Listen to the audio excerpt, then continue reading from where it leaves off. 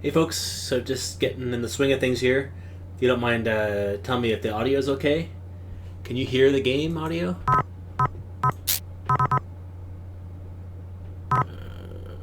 And me?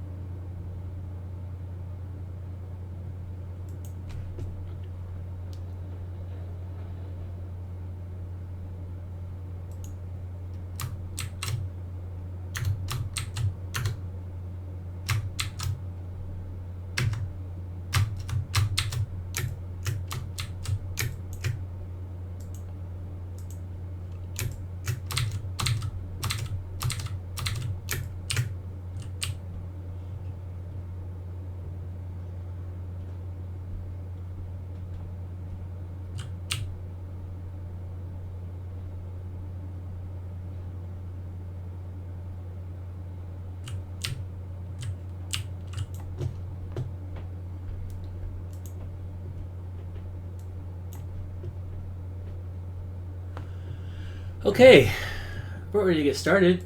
Can you guys hear me? I got 4 people in here.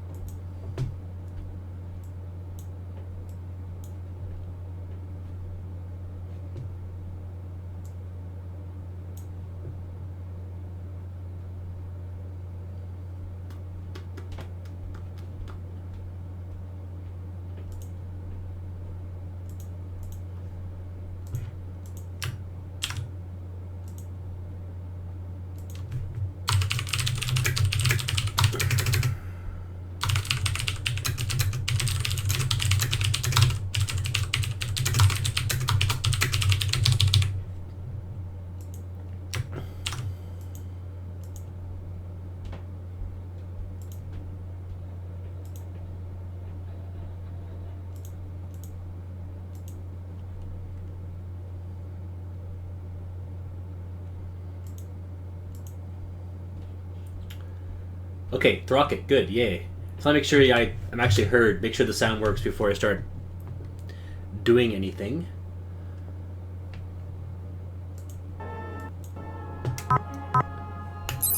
So what I'm going to do is I'm going to play through the game, start playing through the game.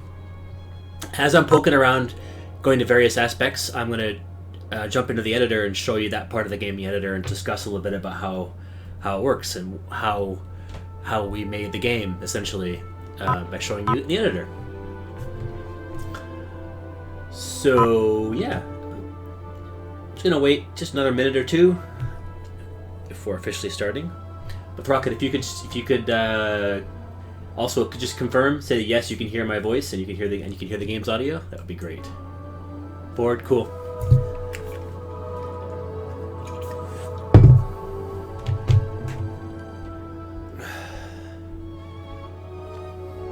I will start exactly at 1.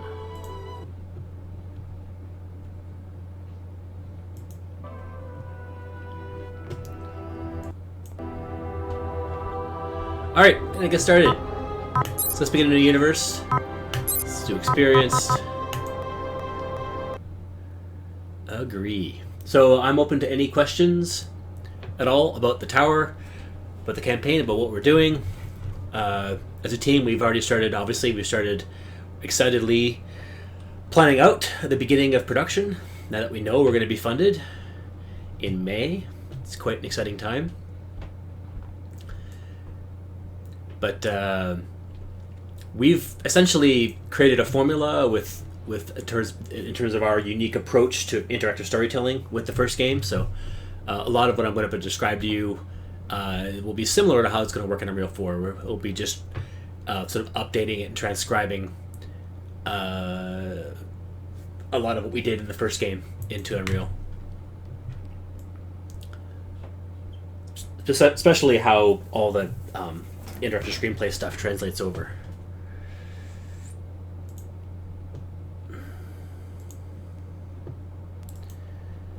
But yeah, any questions at all? We got somebody watching for questions, so to make sure that I won't miss them.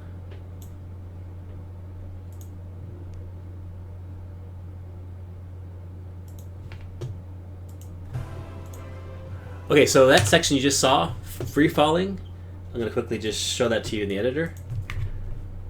So here we are, this is actually where the player starts in when you start a new game in Consortium. And we literally let the player just fall down this big long tube. And you guys probably, I'm sure, have noticed that there's Sumerian symbols along the way, and they actually spell out something. I'm curious if any of you guys know what it spells out.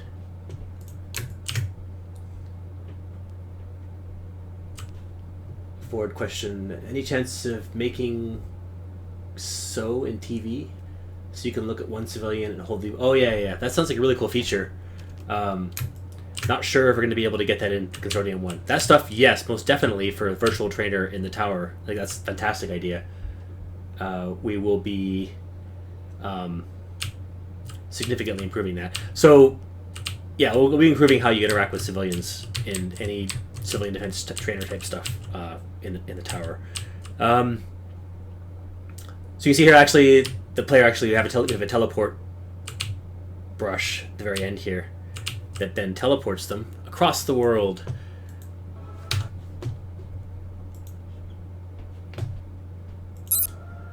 This is, of course, how it looks in-game. We'll do this first, and then I'll show you the editor version. That is what's said in here for the dream sequence. It does say that. But there's actually another message that I'm not sure anybody's ever gotten. When you're falling down the tube at the very beginning, there are symbols that whip past you that say something. Does anybody know what that says?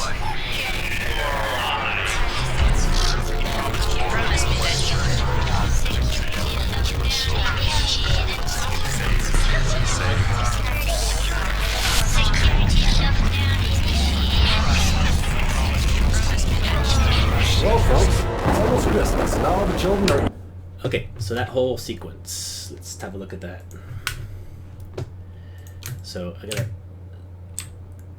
go outside the world here.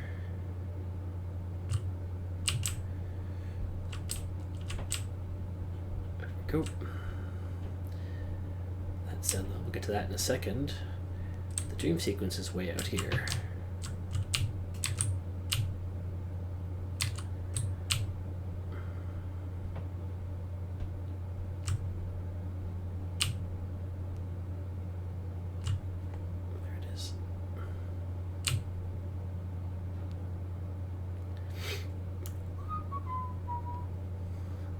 Yeah, I'm surprised. I don't think I've ever seen anybody post online that what that message is. It's subtle. Like a lot of stuff in our game, there's a lot of subtleties. It may not be caught by everybody. So this is actually where you get teleported to, right in here. There's a bunch of triggers that set up some of the effects, the sound, etc. There's some stuff here that I'm not even sure. Oh yeah, so the text at the top. Actually, I think this used to be placeholder stuff. This is before we did the text at the top, at the very top of the screen in the IDGI bar. To go through here, another trigger that sets up the sort of, notice how you don't need to once you crouch in here, auto crouches before we force the player to crouch themselves. We fixed that pretty late in production, where it was annoying to have to press the crouch button, etc., etc., etc. So this area, yeah, this is the dream sequence. Player clips, so you can't move too far to left or right. All the symbols. There's Darcy. Her only appearance in this game is in this dream. And then here are all the letters. So all the symbols that you see whipping past you at the beginning are essentially attached to these little boxes. They're called Funk Move Linears. Essentially, they're just little boxes that we tell to move in a direction. This is often how simple doors and whatnot are worked, where you simply just have a box and you tell it to move from one spot to the other, sort of across a certain period of space. And so we have a whole series of those. They're just designed to just move straight through this section. And we just attach the symbol, the Sumerian symbol model to it, and say go. Now at the appropriate time, that eventually spells out that what Ford said there.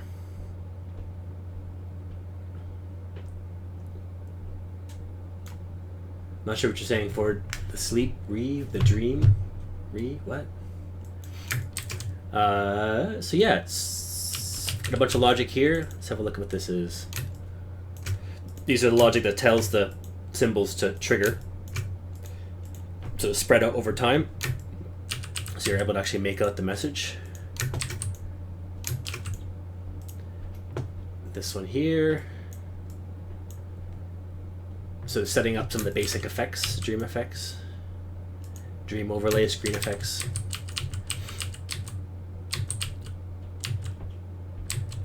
This environment shake, this is, you notice when you get hit, when at the very end, when it switches to the being in bed on Zenlo, there's a bit of a screen shake. This is the scene that sets up her crawling. It's a VCD that triggers. So yeah, that's that. Let's move on. Any questions about this dream sequence?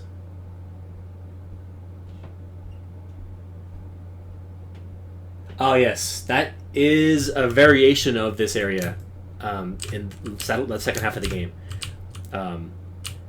Actually, I can show you. Actually, I believe it is all the same level. It is, of course, the same level.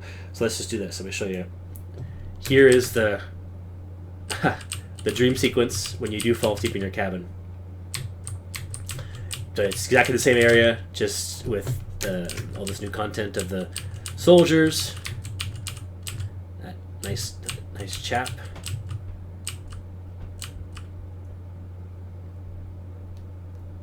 The horror bit for, do you mean the dream or the very beginning when she comes at you, the little jump scare? That does throw. There's a little bit of that in the game. I mean, it's all just sort of part of the storytelling. There's some creepy stuff. You know, I wouldn't say the game is definitely not a horror game, but there's some elements here and there. Hopefully, luckily it wasn't. Luckily, you were able to. Yeah, it didn't stop you from playing Ford. But anyways, yeah. So that's the dream sequence. Both dream sequences, actually. Let's go back to the game. Fully awaiting the Seeker's arrival. Throughout most of the day, there will be all officers to mission operations, followed by 20 centimeters of This snow. whole sequence. Here at home, we're facing one hell of a storm front.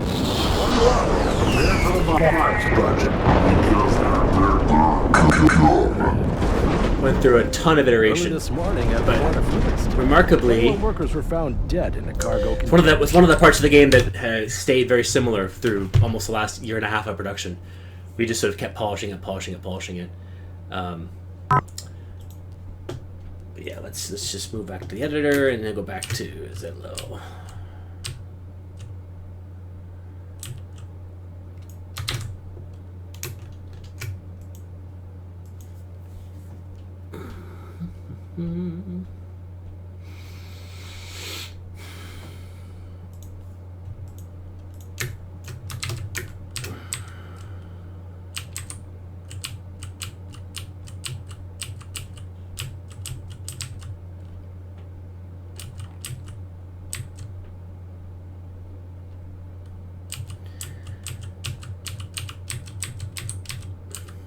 So here's the equivalent camera position of where we are in the game.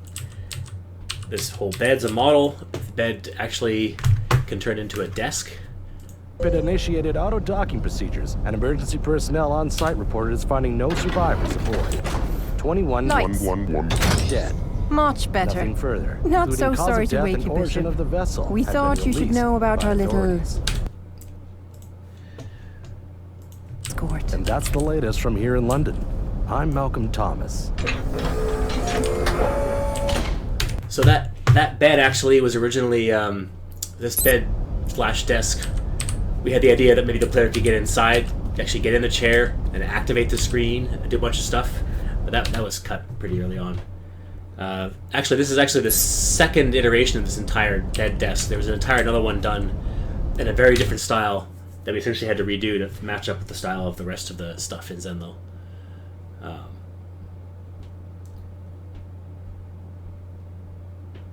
Yeah, I'm not sure anybody ever has figured out what it says at the very beginning. Again, I'm happy to spoil it for you, and if you wish, I will.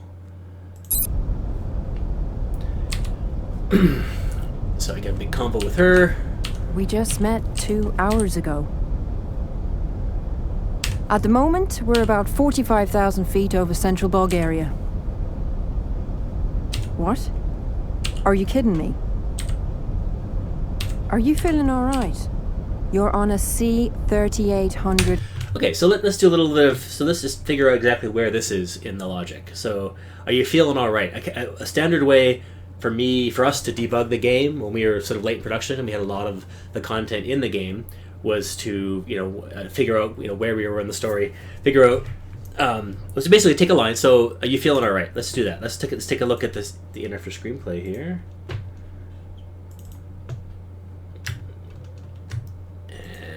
Search for you feeling all right. There we go. So we're deep in the middle of conversation tree 1. The player chose 2 to begin with, and then 1, 1, 1. So sort of a little deeply embedded into tree 1. So to find tree 1 in the editor, it's quite simple. I just need to... Actually, the naming convention of these first ones is a little bit different than it turned into later on. But let's see here. Yeah, I think it was R25-1. Find that. There it is.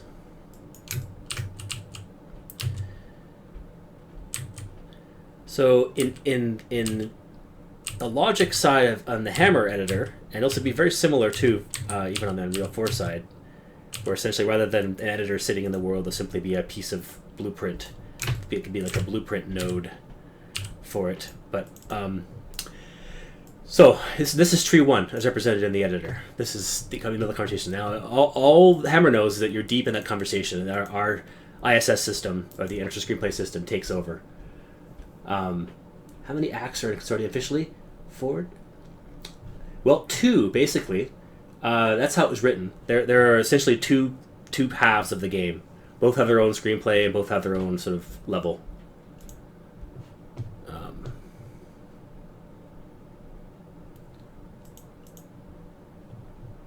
right, let's make sure that I've got. Okay. Yeah, I think that hopefully answers your question. Okay, so this is how it's represented. Tree 1, ISS scene relay entity is this one here. I'll tell you what that is in a second. A priority ISS that means whether or not it should override anything else. Helps to make sure that important game story conversations will override minor stuff that doesn't have any bearing on the core story. Force abandon distance. This is about having, in fact, any conversation can have an abandon distance. That means the distance at which if the player walks away, it'll trigger the end of conversation stuff, where they'll go, oh, I guess the conversation is done now, that sort of stuff. Everything's got inputs and outputs in Hammer, so some of these are no longer used, and therefore you see this little cross mark. But when this conversation finishes on ISS complete, it'll start R2583, which is best way to find groups. Do this. There we go, R2583. So let's get you suited up and ready to kick some homo starts. As you all know, after this big long conversation, which can be really, really short or it can be extremely long, depending upon what you say, she then goes over and opens up the locker. That's what you're seeing here. It'll also cancel the sequence that he used to get her to walk through the door. Begins a new one. And inputs, of course, this is here after she's walked in and said wakey wakey or whatever she says, then it starts the conversation. So fairly straightforward stuff. Okay, let's go back to the game.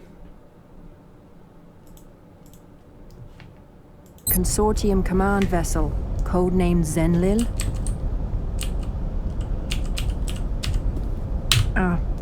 Okay. So let's get you suited up and ready to kick some homeless arse. Here are your basic Consortium tools. You got your PCU, BUS and assault helmet, all specifically tailored to fit you nice and smooth.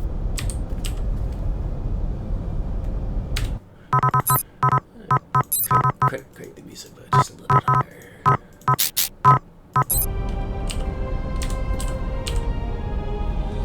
Hey, no problem. You know what? You're acting a little lopsided. Maybe you should go and see Rook 13 in the med. Okay, so notice how she says, I'm acting lopsided. I asked her a bunch of strange stuff. I think most of you know that part of the game.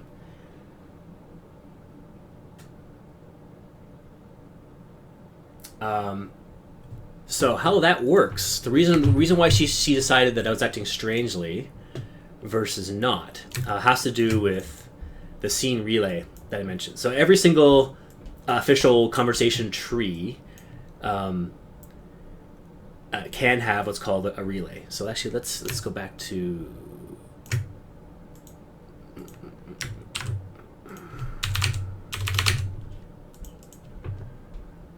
So the relay in this one's the name of the relay is called this. And what a relay does is it watches what the player chooses, in terms of different conversation choices. So here's in that very first conversation tree you can have with her that we just finished. If you pick the very first thing, number 1, she's talking about the mercenaries, homeless mercenaries. What that actually does is it unlocks a search word into the information console. Some of you guys may notice as you play the game, search words get added. That actually gets added contextually based on things you say or things other people say to you in the game. That words will just be added. So if you happen to have someone mention the homeless mercenaries, then you go to them. Some point afterwards, you go to the information console. Hey, you can search. There'll be a helpful term for you there, waiting for you to just click on it and find all the articles about the homeless mercenaries. You can read more about them. Commercially, if you go deep into it's checking for if you go deep into this. If you click 111111111, then what it essentially does, R25 thinks B6 is nuts. What this is actually a global variable that's turned on. And there's a bunch. You notice there's a bunch of them here. So a bunch of different things you can say that will essentially make her convinced that you're kind of loony. And if any of those are said, then when it comes down to the end of the conversation here that we just triggered in game, it will say, "Hey, she's nuts. So let's trigger the mission to go down and speak to her brother down in the medical bay." So if global is on, therefore if bishop 6 is nuts, play group 33, which is what you just heard her say, right? Let's go and double check that. So group 33. Oops. Oh, sorry, no, it's 399. 399. All right. You know what? You're actually a little upset. See, here it is. It's just one line she plays. So she plays that, and then, again, as you can see in the screenplay, it'll then trigger a secondary mission, speak with the Corinthian 13 medical bay. So if it's off, then it simply just goes, and then she goes into her logic of checking whether the player has picked up the gear or not. If the player hasn't picked up the gear, of course, she'll just sit there and wait, prompt you to keep picking it up, and eventually she gets annoyed and walks away. So, yeah.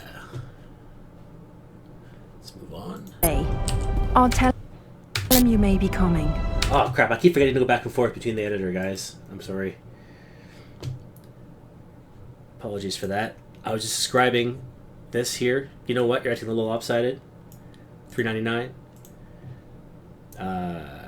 Okay, I'll try not to forget that. Sorry. I got to manually switch back and forth between the two when talking about this. So to make this useful, I need to remember to do that. Or interesting. Yeah, okay, so let's just continue. It's your choice whether or not to go, of course, but I think it's better to be safe, right?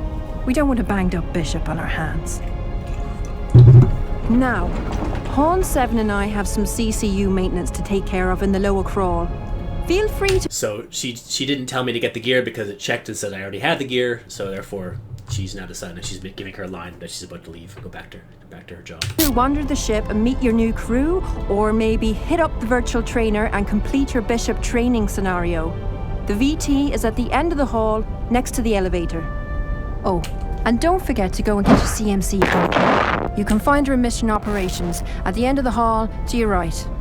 That there was our solution for... at one point we wanted to be able to run around and punch... Shift monkey, that's funny. Yeah, I know it's pretty close to the mic. I'll probably put my drink down so it doesn't do that somewhere else. The punching with the static there, we actually had we wanted to be able to have it so you could run around and actually punch people and you'd be tossed in the brig and that essentially be game over. But that just simply got cut to the scope.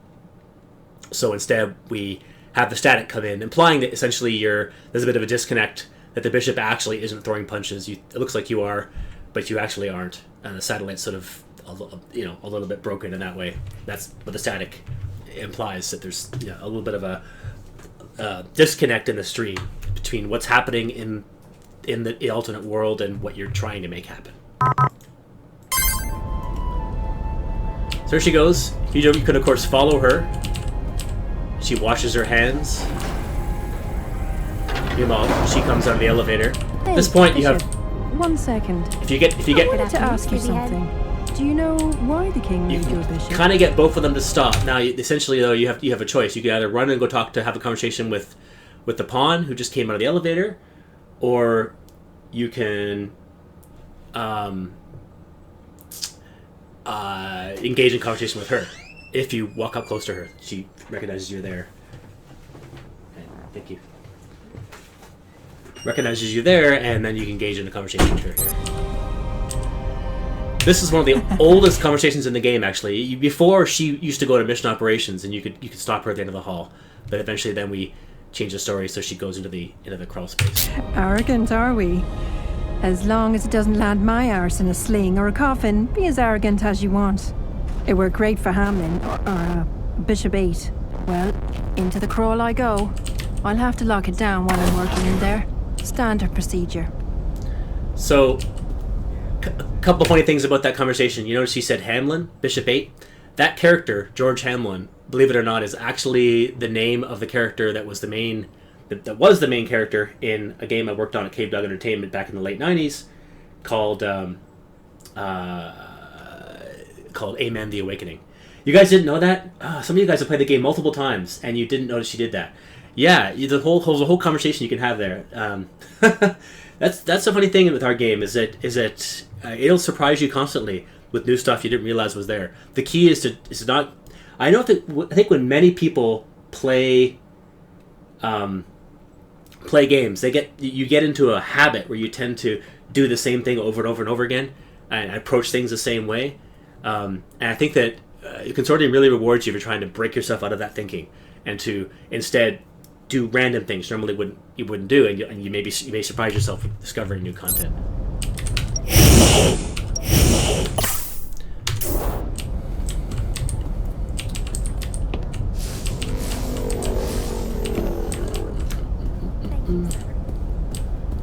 Of course, the pawn is just gone and chatted with 6. Rook 9. Welcome to mission operations. She finished her chat. First things first, here is your Consortium mind communicator. Funny thing about this little part of the game, this is actually a real pain in the butt to get working, being able to pick up the CMC. At one point, we even had the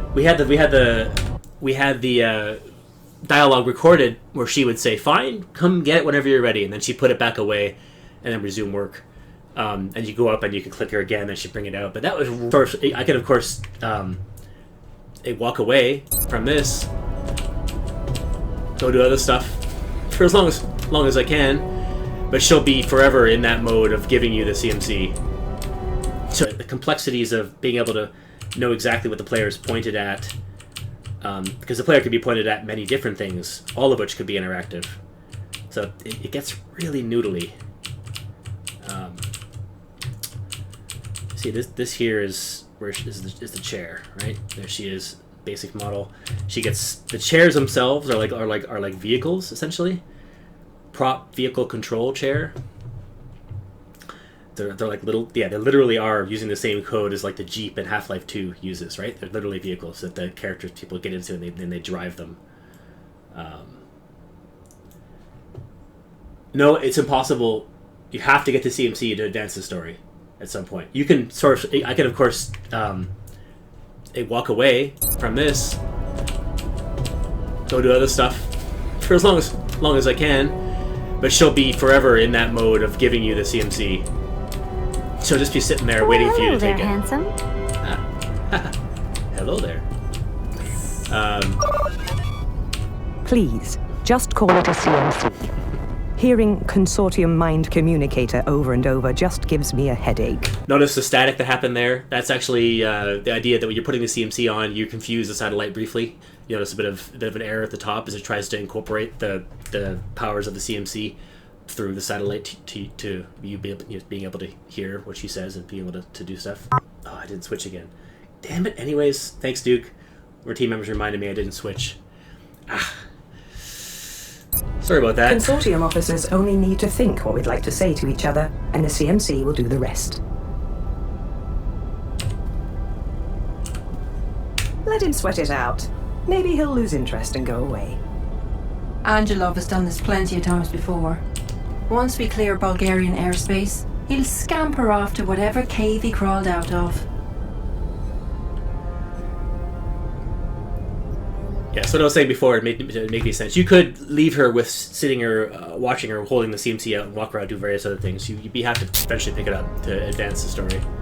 But it's also true that there's many different ways many different order of which you can do things. You could wait until the last second to get your CMC and go do plenty of other things first. But at some point you'll have to. I like your enthusiasm. I really do. But the last thing we want, however, is for this to turn violent. I'm becoming rather tired of forcibly having to hurt Angelov's men. Okay, Six, before you move on to something else, I wanted you to officially meet Rook 9, Captain of Zenlil. G'day, B. Glad to have you here with us. And the name is actually Wade. Just stick to Wade. Lay off the Rook 9 nonsense, eh? Yeah, I have those days too. Don't worry though, mate. Kirill blusters a lot, but he's pretty much harmless. Once the boss deals with our friend Angelov here, come and see me in the cockpit. I got some extra rare scotch I've been itching to share with someone. With he gone, I really miss having someone to drink with. Wait! Just stop right there, please. He's only kidding, Six. Or at least he better be. So hey, all kidding aside, give me just a few minutes to finish up this diagnostic, then I'd like to get a look at you in person. For now, I want you to walk around a little and meet your new crew.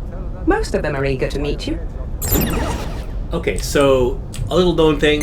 If you go into this room, if you have gotten the CMC, and then you go in here. That is the holographic situation room. It's where you can watch Dirty Holovitz when you're bored and feeling lonely. That will trigger. That'll only trigger if you have your CMC, obviously, because he's communicating to you via the CMC for that. Let me just quickly show you that part of it. This actually caused some really annoying bugs in production, because to begin with, this was just as I described it, but it needs to be more complex than just as I described it, mostly because... Hold on. There it is. I think that's it there. Here we go. So briefing room entered first time, trigger multiple. Right, so that trigger is deactivated. See, it starts... Actually... No, it doesn't. Right. Okay. So it's not deactivated, but it will test when you walk in there. It'll constantly test if you've got the CMC or not. See, this little test. It'll just sit there and test constantly. If you do have the CMC, then it'll go and it knows if you're in the room and you have the CMC. Then it will. Fire the line you just heard Rook 9 say, and then it'll change the variable to say now you've been in the room already, so don't fire it again, and so forth. So before it was much more cruder than that, and you could have the line triggering at all kinds of times that were inappropriate.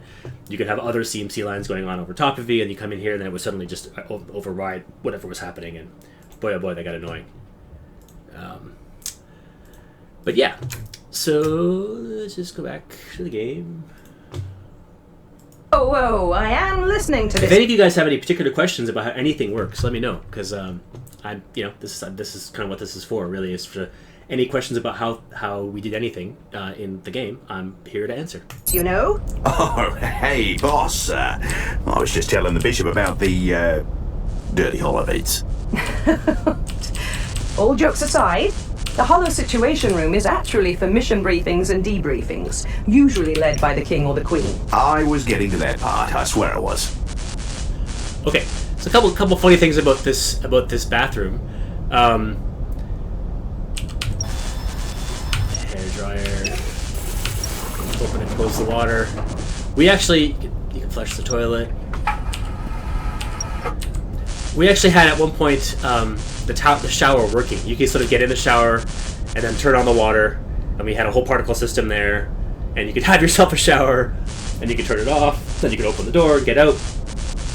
Unfortunately, that did get cut near the end of production. It just wasn't working properly. You were accidentally getting stuck inside the shower. You were accidentally getting pulled in the shower. It was actually a little vehicle you got yourself inside of. It simply wasn't worth it at the end. It was like, what is the point of doing this?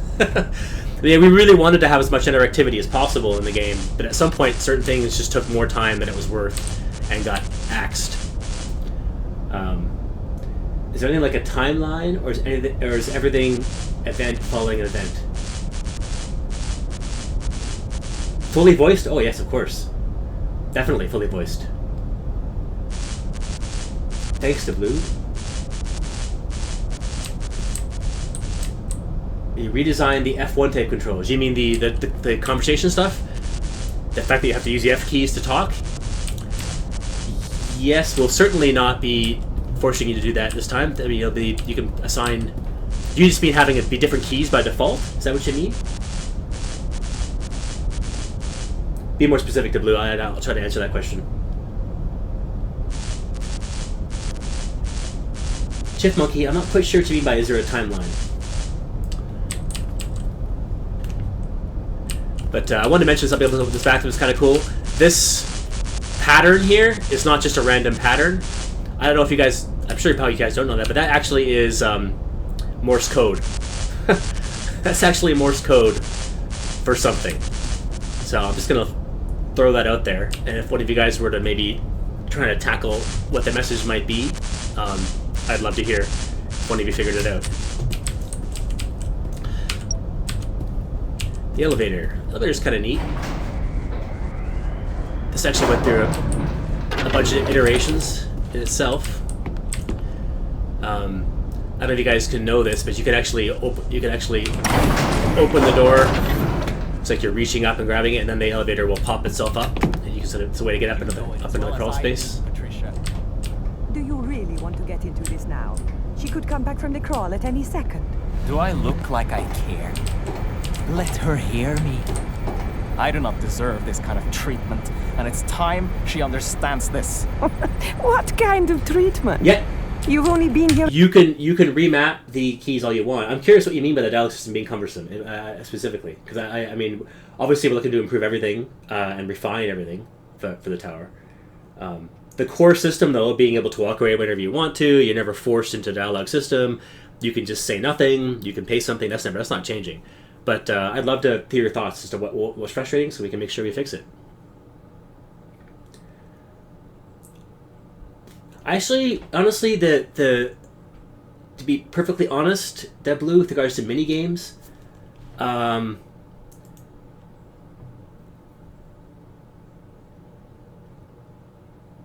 yeah, there's a couple other questions here that I'll make sure to answer here. So, okay, so are any mini games planned for the first game? Our Zendel Defense mini game really wasn't all that well received. Honestly, we only had so much time to spend on it. We're a small team, and it was so far removed from the core experience of the game. I'm really not sure that it added that much. And I going back, I probably would have cut it. We would have cut it completely, and instead had the Zenlo fighting off the planes experience happening entirely on board Zenlo. That's something I had this really cool idea for. That I think if you go back and redo it, I would have done that, so that you would have stayed inside Zenlo, you would have stayed inside Bishop 6 normally, and maybe there's some way you could have helped on board a little bit, but you'd be able to watch the battle happen around you. Anyway, so I don't think so. I right at this point, no, we don't have plans for mini games. We want to keep the experience of you being inside Bishop and exploring the tower and interacting with all the people and places and things in the tower. That's your core experience we're aiming for. Fully voiced, yes. Are events being missed while you stand in the bathroom? Chipmonkey, yes. So, yes, possibly. Not all the time. Now, it's not like everything is constantly moving at full pace, but every now and then there are events you could miss. Yes. For instance, A month and you're already complaining. She does not. for instance, make sure. Yeah, I am in the game. Okay. So I don't know if you know this, but where's she? As she does her rounds, her working rounds around mission operations, at some point she'll stop here and have a conversation with Pawn 1. That could easily be missed. It's just it's an example of some ambient stuff that can happen that you can miss. But there's only so much of it. You know, it's generally speaking, most of the content will get unlocked as you walk as you walk around Zenlong and explore it for the first time. Like, for instance, that conversation you hear the two of them having, that will trigger no matter how you make your way to the hangar bay. So, ouch. If you were to, actually, you can't do that anymore. No, if you were to come down via the elevator, then you'd hear the conversation begin down here. If you were to come in up there, you'd hear it. So, any number of way you approach it, you'll hear the beginning of that conversation. Oh. I was only doing some maintenance? I just missed her getting startled because I walked up. It was just my cusp. She'll get startled if you stand right in front of that. But because I walked up, she didn't. But you can still grab her attention and have that conversation with her. Oh, you noticed that, did you? Fine. We only have one official washroom to use, Bishop. One. And the lights in the washroom are currently broken, plus we often have up to 20 officers aboard at the same time. I am one of the smart ones coming down here.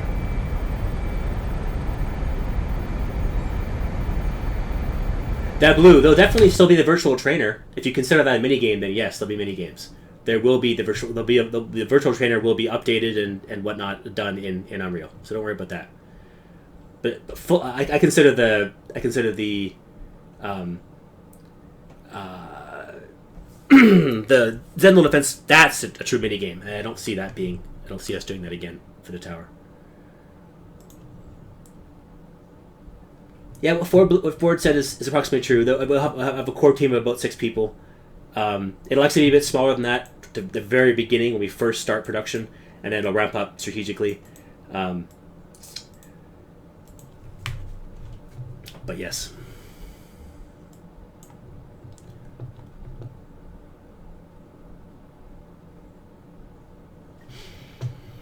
Okay, so I was just going to go back in the editor here and show off how this sequence with her works. So whenever you come down to be close to the brig, you'll hear her whistling as she's finishing her business in the brig bathroom. And then you come in here, and then there's some interesting logic here. We use timers all over the place. So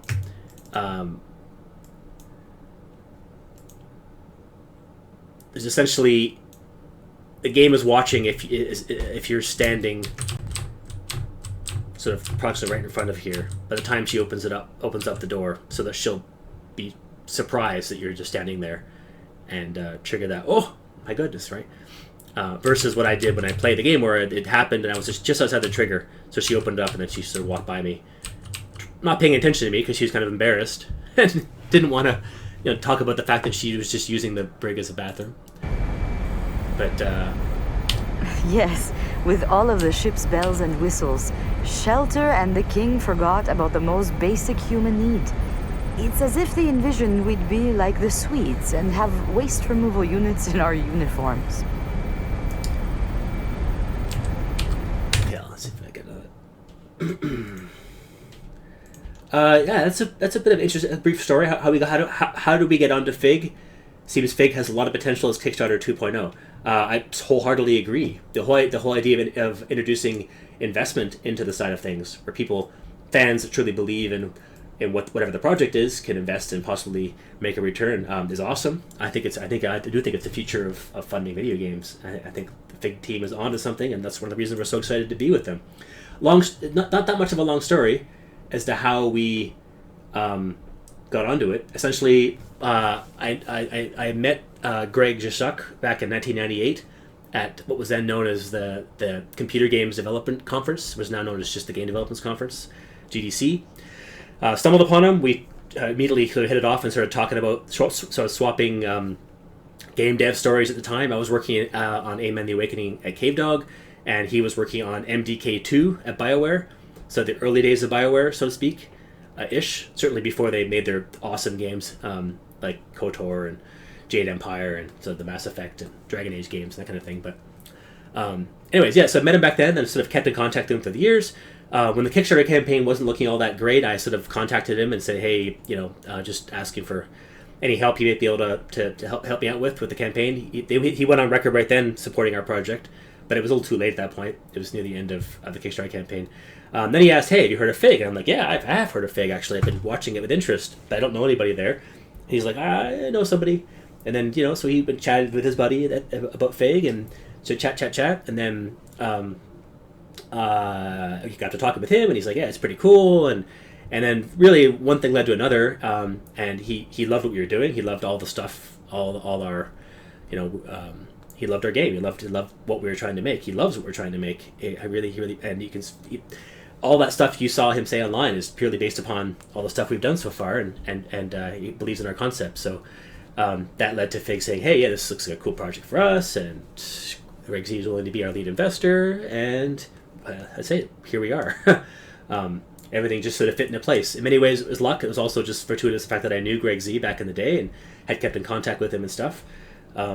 So yeah, I mean, it's really cool. I mean, there's so many people that are going on a Kickstarter these days with a video game idea, and only so many are successful. I mean, I think that Kickstarter's having a bit of a hard time with video games these days because there's been too many projects that have gone up with great promises and then haven't delivered.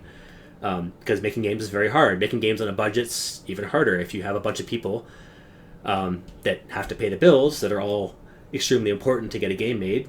It can be very challenging to keep everybody's bills paid. So I think many people have hit that problem. So the key with them Fig is that they're highly curated. They will only choose projects that have a high degree of chance of success and have an experienced team behind them, etc., etc., etc. So here we are. MDK2, actually, yeah. W.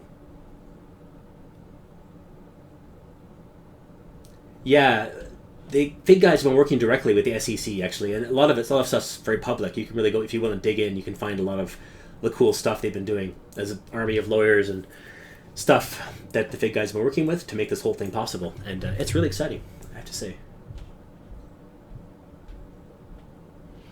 Okay, so where were we? We're talking about Pawn 11, this funny conversation you can have with her. There's a couple things with her that's quite interesting. Tell that to them.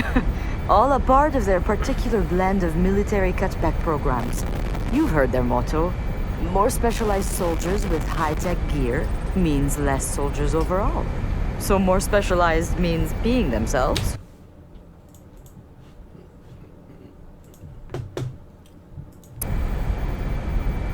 Okay, what do you actually do around here? Well, I am an engineer first and foremost, and my duties break down to about 30% fixing problems and 70% waiting for something to go wrong. Today has actually been rather busy. Okay, so actually, a funny little thing. How many of you guys? I actually too bad I missed it. Is there a save I can go to actually? I think I am gonna go to the save. Looks like it's saved right around here. I'm gonna do that. Let's go and you noticed how there was no discussion of the Jeremy Soule, etc., etc. Well, that only happens if you are standing in front of the cell waiting for her to be finished. Then it implies that the tune that she's whispering, listen.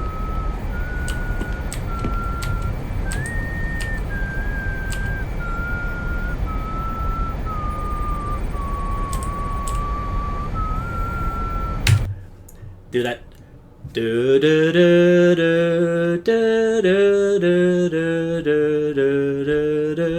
That's an expression of the main Bishop 6's theme. That's the hero theme. That's the U theme, by Jeremy Soule, and she's whistling that. That's one of the gags we've worked into the game. Throughout, every now and then people have this music stuck in their head, and it's music from the game. So it's sort of showing that there's a bit of a bleed over of the music that Jeremy has scored for the experience is somehow sort of getting bled over into the other universe, and it's sort of getting in a way that subconsciously it's getting stuck in their heads, and then people are whistling it.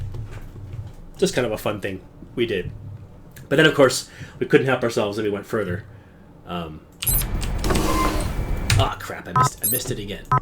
It shows you of how many little things like that we tossed in. The level of detail we went in.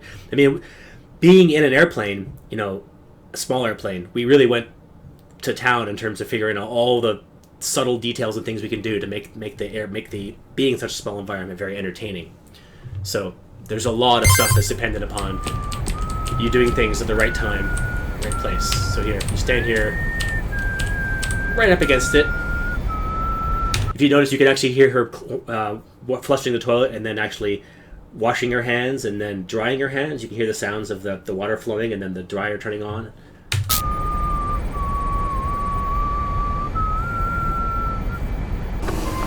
Mon Dieu! Bishop, you startled me. There we go. I was only doing some maintenance? What was that song you were whistling? I don't know. Something that's been stuck in my head for a few days now. I must have heard it somewhere. Have you heard of the composer Jeremy Soule? Yes, I believe I have. He is a big composer for the VR industry, is he not? My nephew makes me play games with him sometimes. That must be where I heard it. He is scoring my world's foray into yours. Your what? Into what?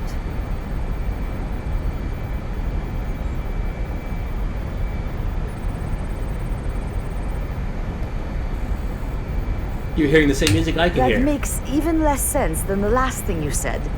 Whatever joke it is that you are trying to make, I do not have time right now. Try Pond 44. He likes jokes. Bishop, try and have yourself a good... the reason why I wanted to go through all this is that because you did that, because you brought up Jeremy, you had that very fourth wall breaking conversation, way later on in the story, you could trigger something that specifically only is triggered if you have that conversation.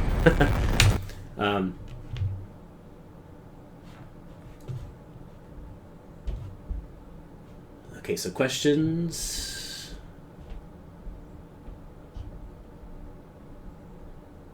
Detail is a make or break for me too.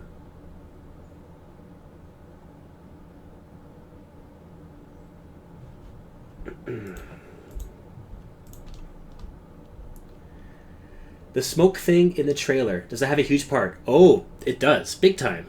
What that is huge. It's a huge spoiler. I'm not going to tell you what it is, but it does play a huge part. And it's a game mystical. I'm also going to avoid answering that question, but let's just say that Consortium is hard science fiction. That's never changing. Some parts might feel mystical, but you can pretty much guarantee there's an explanation behind it that has some basis in science.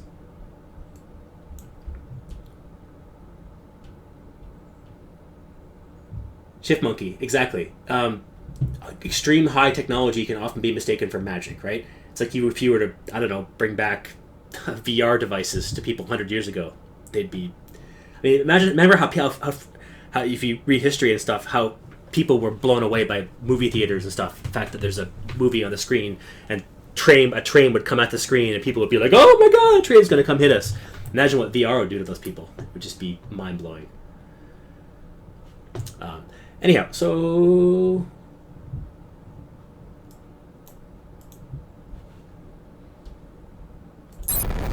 let's move forward.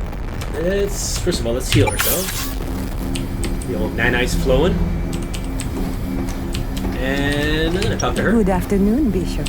I'm sorry you had to hear all that. What's Pond's fourth problem exactly? Rook 25's just been acting a little more strict lately. All right, V. And Have I locked my Pond 4 sectum? here just Cockpit. thinks he's the Come on, say greatest hi. thing since sliced bread. Doesn't understand why she can't be nice to him. She's been acting like a real bitch. Apparently she's been like this since Bishop 8 left.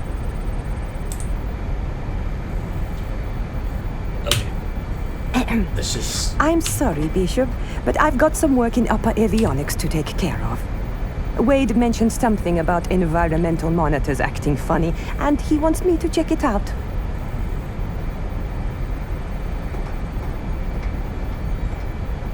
That blue. You know, you're not the first person that's compared the darkness to the darkness in Lost. And to begin with, it may feel very similar to that. It's the kind of thing, it's mysterious. Unknown what that is. And, you know, to reveal it would be a massive spoiler, so I won't do that. Of course, she goes all the way down for avionics. I don't know if you guys know this or Welcome not. aboard.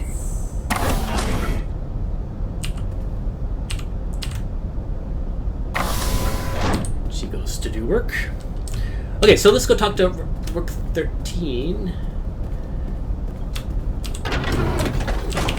Oh, I'm low in utility energy. Let's grab one thing.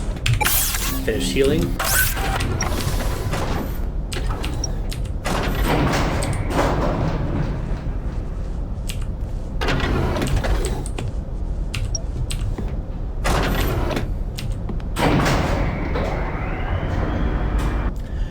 So, a funny story that just came to mind. You know the pawn here. Bishop 6, Pawn welcome to the 24. medical bay. At one point, This place is disastrous. you could, I do apologize. the way the AI worked is that come you could on, Kieran. go in front of them, Meet our new bishop. and there was behavior, AI It's behavior, nice to see you again. where they would try to get out of your way. Notice she won't move. Before, you could do this and she'd kind of move back a bit. So we had a playtester once that went like this and pushed her forward. Pushed her forward, pushed her forward, pushed her forward, pushed her into here. Actually, okay, I just lost the conversation, whatever. Pushed her forward, that's funny. Pushed her forward, pushed her forward, pushed her forward, pushed her forward, pushed her into here, pushed her into here. And then had the elevator up top. And he opened, and before how it worked is that there was no door. You just bring the elevator down, and she pushed her into here, and then called the elevator, and then watched as the elevator essentially crushed her to death. She literally died, and on the floor there's blood everywhere. Watching this tester do this, I was flabbergasted. It was an awesome bug he found, but at the same time, there was like pleasure in this tester's face that scared me a little bit. But anyways, yeah, it's a funny little story. Let's move the plot forward, shall we? Let's go talk to Wade and get to the murder sequence. Get things happening.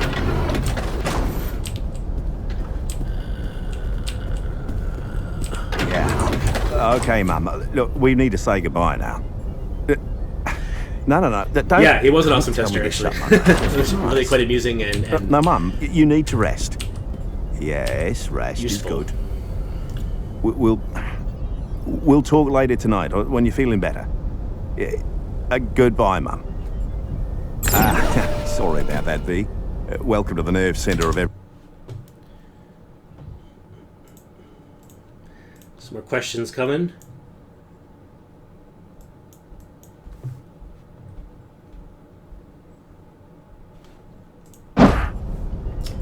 Who built the world? How do you make sure it's one cohesive world? That is a multi-layered question. Try not to fall asleep, I guess. I started a game with myself a few weeks ago. For every hour I stay awake, I've given myself a cookie. £8 later, and I'm still doing pretty good. Okay, let me try to answer that question. Who built the world? We spent quite a few years world building, where Steve, myself, and a few others were, came up with all the characters, came up with the history, came up with the core events, so sort of the core organizations, came up with the global political situation and the global economy, and sort of like created. We spent years really building an actual virtual world. And that all led to eventually, the only thing that we wanted the very first peek into the world was Zenlo. We chose Zenlo for the first game for many different reasons. One, it's a small environment, so it allowed us to be able to create all these mechanics and build all this stuff, knowing that there was, only the content was going to be limited to just the plane. So it allowed, we weren't over scoping the game. It kind of forced us to keep the scope to a level at which we're able to cope with it. One of the reasons we're excited about the tower is because now that we have all this stuff built, we're literally going to be just making use of all of the same mechanics, but in a bigger environment. And as much as the original idea for going with Zenlo being small was a good one, it actually caused a few more problems than I anticipated it causing. The engine, being the source engine, which was used to build the Half-Life games, really isn't really suited for an environment on such a small scale with so many details as Zenlo. We constantly hit problems in the AI and sort of collision detection with regards to what the player is pointing at. Often you can have like a button you can press, but at the same time you could accidentally zap something. You could recycle something and press a button simultaneously. There's just the environment's just so tight, and there's so much stuff going on that beyond what the engine was designed to do, it caused a whole slew of headaches. But yeah, the point is that on the pro side, because it was such a small environment, we were able to really pack details throughout the whole thing and have everything relate to the world. Right? There's no extraneous details that don't have any purpose. You know, like for instance, everything in this cockpit, right, has a function. Everything has a realistic function. Let's just get out of here. Access to the top. Well, you know, life's just too bloody short to be an uptight bastard. All the engines, all the weapon systems, lest it drown you in the missile bays. That's my mum's philosophy. This would open up that hatch. You can directly open the hatch from the bottom. So the destinations. See, that's sort of all controls, and then this is sort of like situational awareness around the plane. This is sort of the point defense laser. Let's just get out of here. Access to the top. Well, you know, life's just too bloody short to be an uptight bastard. All the engines, all the weapon systems, lest it drown you in the missile bays. That's my mum's philosophy. This would open up that hatch. You can directly open the hatch from the bottom. So the destinations. See, that's sort of all controls, and then this is sort of like situational awareness around the plane. This is sort of the point defense laser rig. This is showing all the areas of coverage Zenla has, which is pretty much 360. Come on, she had to suffer through the 1980s. Can you really blame her? It sure was. Second greatest love of my life. She's had Alzheimer's for a few years. Notice this here. Notice how you can see into the sky. When I can. That's actually whenever I'm just a computer screen, right? That's just solid ceiling, but it happens to be covered in a screen that is showing the sky above him, which gives the pilot more awareness of what's going on around the aircraft, direct awareness. Right? Excuse me? I didn't hear that right. I think you just called me pathetic for loving my mum. I think you guys can piss off him so you can get him to kick you out.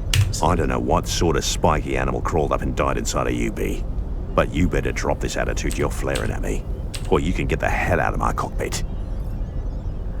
All right, let's not kick him out. Let's just if you say last so. second say I'm sorry. So B, is there anything else you need? I've got something here I need to concentrate on. Nope. Thanks, B. And hey, welcome to the Consortium. Oh, now that's odd. So that entire conversation. Let me just quickly go back to. We haven't gone back to the editor in a second. Let's just quickly. Are there more questions? Actually, I'm seeing a stream there.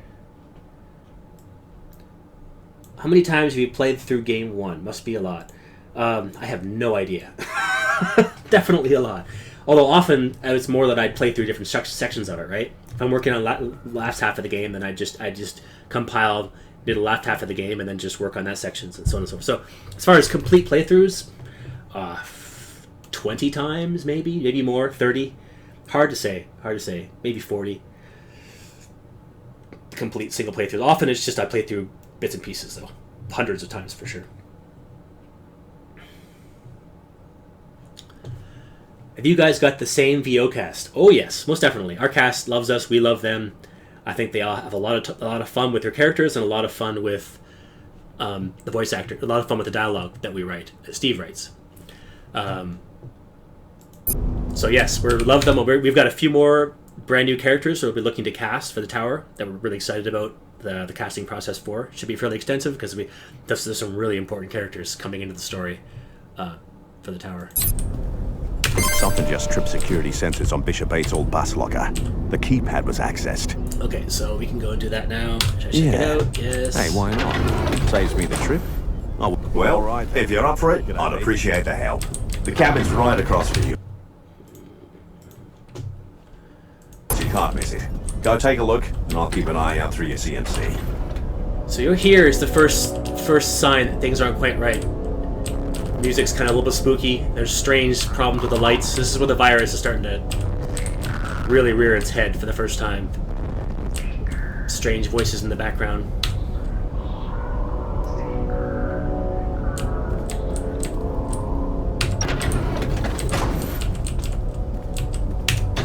Hell. Wade, lock down that cabin immediately. Way ahead of you, boss. Is that pawn 7? But I... Okay, let's quickly take a quick look at this scene from within the. I'll go back and forth a couple times. This is a fairly complicated scene. There's poor Pawn 7 in the editor, looking all bloody.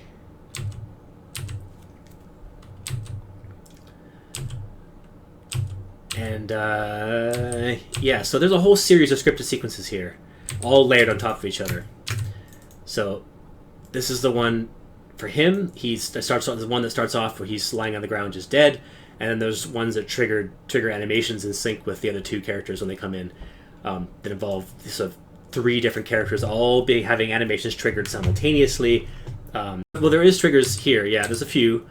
See, this one here is unlock the door. This is specifically for making sure that it unlocks the door at the right time when you walk up to it, when necessary. This one actually triggers the lights thing where you walk in, the door closes behind you. Oh, sorry, you walk in and you're able to say lights and sort of reveal the body. That's what this trigger is. But this is just 2. I don't think there may be one more. Let's see. There is one more. That's just a meta system, which maybe I'll go into later. This is specifically for making sure that it unlocks the door at the right time when you walk up to it, when necessary. This one actually triggers the lights thing where you walk in, the door closes behind you. Oh, sorry, you walk in and you're able to say lights and sort of reveal the body. That's what this trigger is. But this is just 2. I don't think there may be one more. Let's see. There is one more. That's just a meta system, which maybe I'll go into later, of how all the lights work in Zenlo. But anyways, yeah. Let's go back to the game for a sec. Just him 2 minutes ago. What happened? Rook 13, will you please quietly get up there? And don't tell Pawn 24 anything. We need to contain this before the whole ship finds out. Yes, sir. On my way. And I'm sorry, 6, but I need you there. At least until Rook 13 can take a look.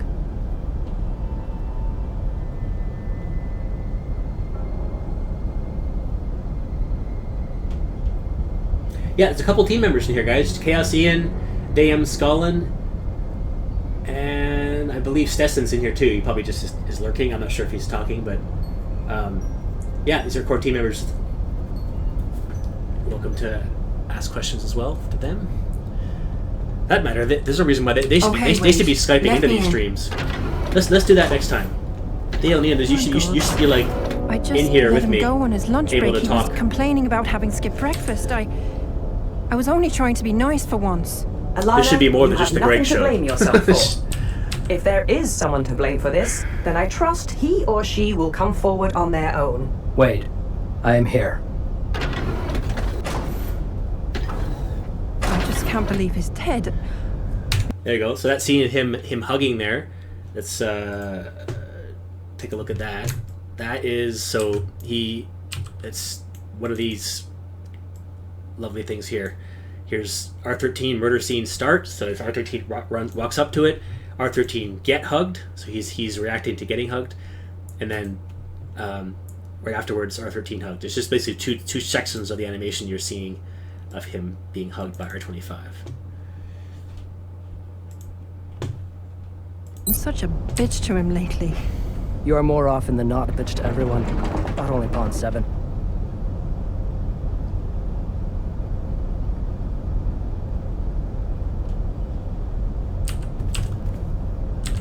Here's an example of the player being able to finally interact. So we have everybody waiting for the player to say something potentially, which obviously is slightly unrealistic. So there's obviously limitations to our system as we currently have it in the first game, and there's some pretty cool plans going into motion for the second version of the system that we'll be introducing into the tower that will allow for even more realistic things. Where if you don't say things at the right time, then you'll just simply lose out, right? Within reason. It's good to give the player some chance to figure out what he wants to say. I can blame myself if I want to, thank you very much. If I had only kept acting the hard ass, he would still be with me in the crawl right now. Light It mysteriously looks as though flickering. someone threw his head against the locker panel, with enough force to nearly cave in his skull. This was absolutely no accident. Thank you, Kieran. You are not going to like this, but I want you all to exit the room immediately. Nobody gets in or out, not until we reach Ireland. Are you kidding me? At least let us move him to the med containment unit. Here, Kieran, help me put him on the bed. Answer what?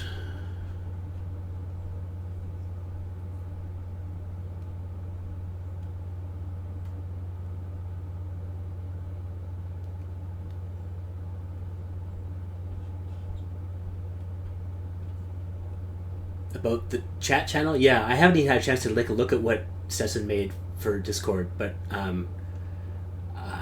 it sounds like it's a pretty good bet. We'll do it.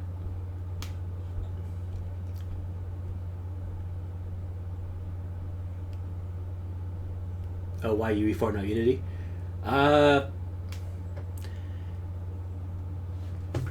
UE4 is, I feel, a more comprehensive also engine. Highly unlikely. Remember where you It is two also are. made by This game is not developers some that corrupt use it military. themselves now, to make Alana, I hear your concern. games. And number three, I'm familiar with previous versions of the Unreal Engine. I'm familiar with it's got a huge legacy behind it. The kind of games it's designed to make at its very core is very similar to the kind of game that the Tower is. So there's a lot of built-in stuff that we can utilize very, very seamlessly to allow us to make the Tower more efficiently. I mean, there's just really a whole pile of things. But it comes down to having to write less custom stuff. That the engine does, in its stock version, a lot of what we need it to do for the Tower to work. That's really my answer. Dale's talking about Blueprint. Blueprint is friggin' awesome. As a scripting system, it's fantastic. So yes, having to write less actual code, being able to more visually script a lot of the stuff. I would say that's also big for me as well. I mean, what am I also? I would say add to what Dale said. Blueprint's fantastic for many reasons. One of which, all this stuff in this editor here. Let's just go back to the editor briefly. So a good example. See all these choreo scenes. One links to the other. So this is group 871. Let's just see what this is. Let's just go quickly jump into Zenlo 1. Find what is this 871.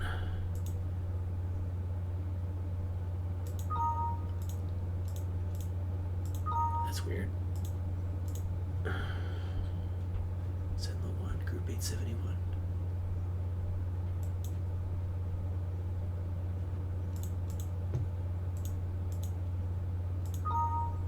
That's strange. Maybe it got cut. No, it should be there.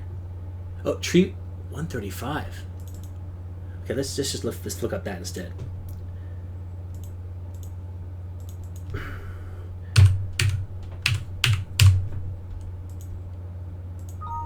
What the heck?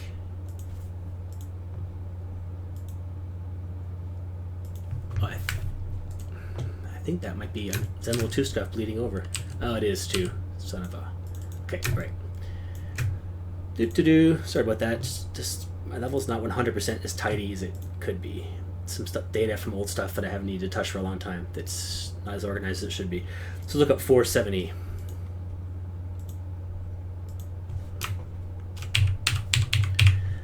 Well, this is all leading to my point, though, is to reiterate what Dale said about Blueprint being so much more superior to this. So here we go, 470. Oh hell, Wade, lock down that cabin immediately. Right, so that's the beginning of this whole sequence. So okay, so you guys can see. I'm gonna get rid of this. There's a trigger here that's blocking everything. Just gonna delete them for now. Matter of fact, I'm just gonna save this whole thing off. Hold on. As show. Okay, so see all these choreo scenes. They all sort of just like one links to the other. This goes to this, goes to this, goes to this, goes to this. There's mixed in conversation trees. We never even bothered making an icon for them, but all the trees are these boxes. Tree 103. So in many ways, it's just like when it came down to transcribing the interactive screenplay into the game, Steve and I would have these big video sessions for hours and hours and hours. He'd have the screenplay open, I'd have Hammer open, and he would basically dictate to me, okay, this scene leads to this scene, leads to this scene, which leads to this player conversation, and I just go and just plop in entity after entity into the world, and I'd go into the things and enter in the name and enter in the VCD that it's going to trigger. VCD being the sort of the file that contains all the choreography data for the characters for that scene. And just enter it on there. Now at the end, it's like it works, but it's very hard to maintain, and you have this big. It's a big mess, right? So with Blueprint, it's going to be much cooler because you're going to have this nice spreadsheet. Rather than having just some weird choreo scene, you'll have the scenes all laid out in a spreadsheet. You'll be able to see one connecting to the other, and if we need to make changes or to have a scene interjected, it's much more, way more straightforward. You'll be able to just sort of see where in the chain needs to be fixed and sort of do surgery with much easier than having to do it here. So yeah, it's just going to be far less error prone, far easier to maintain for more than just one person. And then in the case of this, I was the only one who's really capable of maintaining this stuff because I knew there was a lot of dependencies and whatnot that was hard to see, only because I was the one that scripted it. So yeah, let's go back to the game. Other questions? This button, I see text scrolling there. But we can't risk someone seeing you move.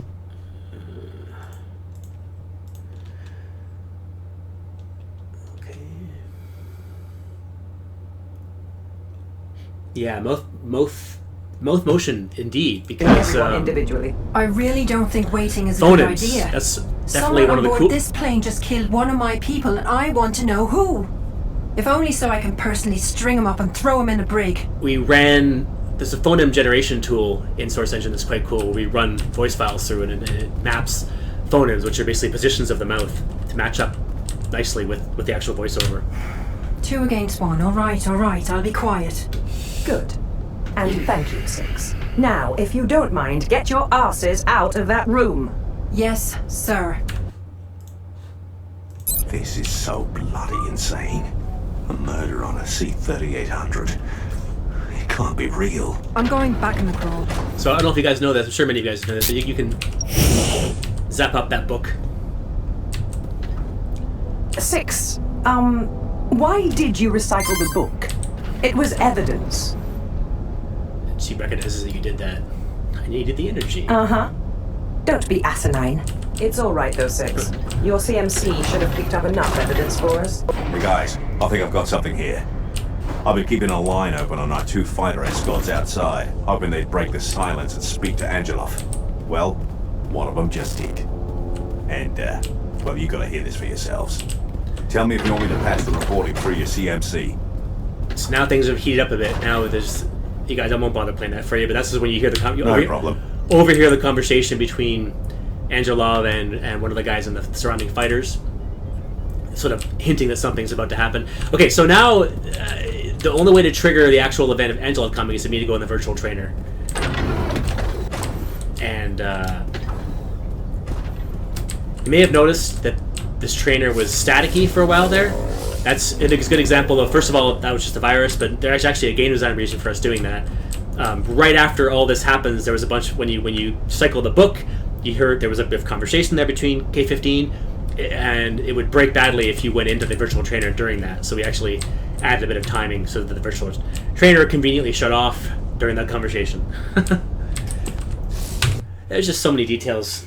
So it's kind of bewildering, to be honest, but we're obviously proud of the final result in the end, because it just adds replayability, as is the fact that guaranteed if you play this game a second time through, you'll find all kinds of stuff you did the first time, as long as you don't do the same things, of course. Welcome to the introductory Consortium Bishop training scenario. I'm Rook 25, and I'll be your guide for today. Right, so you can actually just leave the virtual trainer right off the bat. You don't have to do the training scenario. Well, let's do it. I can... Your personal containment unit can store matter in... Let me bring this level up into Amber for you guys, too.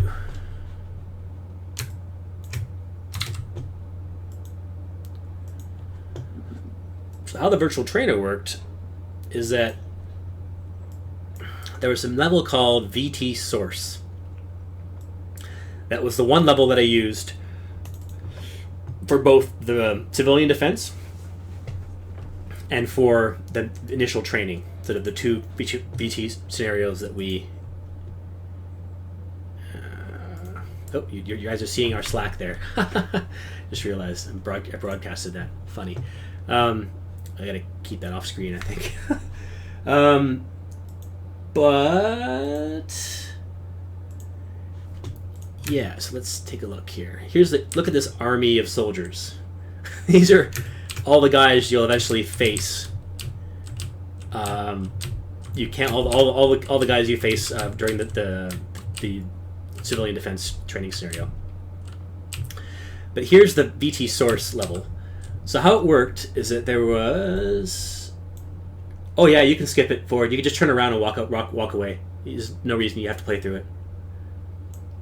The exit's there all the time. Energy form and has built-in healing and repairing exit functions. Sign. Just go It up. is also capable Shut down of trainer. transforming small, solid matter. Whenever you wish. But so it's a trainer in the editor.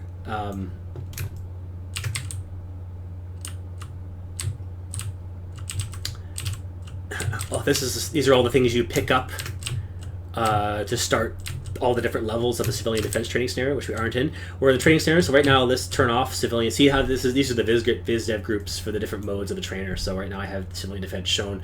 I notice civilian defense has all this extra geometry, has all this floating platforms and stuff, all part of the trainer to get you used to your super jumps and that kind of stuff. Let's turn that off and then turn on to the tutorial, which does have those walls at some moment. And there's a secret in here I think I'm going to spoil for you guys just because I can. I wonder how many of you know about this. But it's nothing too exciting, to be honest with you. There's all this geometry that's just there that's not there to begin with, and it pops in. It's one of the tricks of the virtual trainers. We have entire swaths of the level that literally are disabled. Like, look at this beam work here. Starts off as disabled. Start disabled, yes. So at some point there's a trigger when you're told to go down into the bottom part. It turns all that stuff on. So a fair amount of complexity involved with that. The objects directly. To begin with, most stuff's energy. turned off, as you can see. How different this looks from this.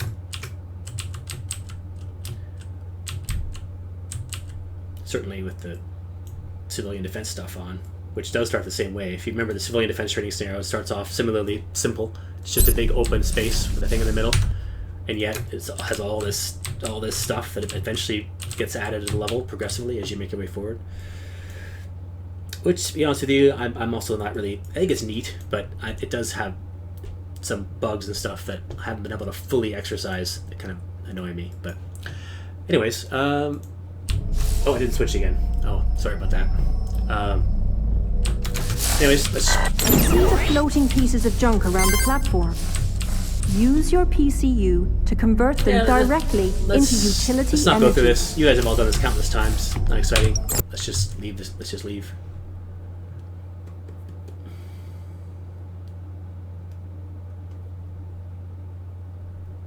No, you don't actually. You can. As soon as you walk far enough away, and they tell you to go on the platform. Then you can turn around and exit. I don't know if you realize that, dude. Now, of course, it triggers the big event. Well, as you can probably see, showing Angelos' up. 2 fighters have just multiplied into 2 dozen. Still another my go in hand. Sixth and Kieran. Whether bishop we have aboard Now is your not chance your to meet the concern. great Bulgarian Let us stick to nuisance. you telling me the point He's on the of this holocom now, encounter. and he's acting... If you wish me to let well, you through my you'll have to come see for airspace, you will yourself. show me Bishop 6. Your Already airspace. here. And here he is now. You see? I'm not trying to play any games here. I'm only... You'd be amazed how much work that last 15 seconds or so of gameplay was to get right. There are so many problems with Work 13 not showing up at random times, with player breaking things badly, with... I mean, there's just... I could probably go into and speak for an hour long all the difficulties it took to make that whole thing feel fairly seamless anyways. trying to prevent this from turning ugly. Again. Good, good. This is very good. And how is Bishop 6? You are feeling strong, I hope. Ready for your first day? Okay, so before we get into this, let's go back. Yeah, so many variables. An ungodly number of variables that all need to be balanced, kept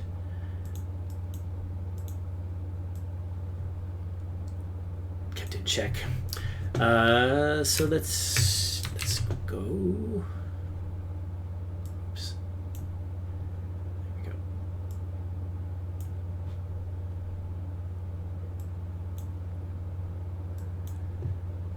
Yeah, I mean, honestly, the game just needs lots of testers. Way more testers than we had. I mean, the testers we had were awesome. The testing we did get done was awesome, but it just wasn't enough people. Because no matter what, everybody's going to have their own style for how to approach playing through the story and what they're going to do, what they're not going to do, etc., etc., etc.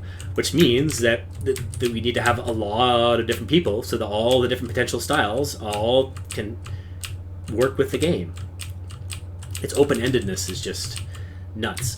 So, and in terms of testing, I mean, it's just we needed to like triple the number of testers we had before launching it the way we did.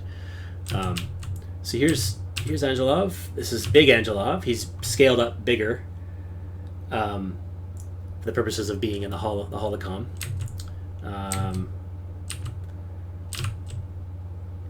Now, see this massive sea of choreo scenes? Essentially, now we're making our way through there. If you actually go roughly from right to left, there's actually there is an order to this madness.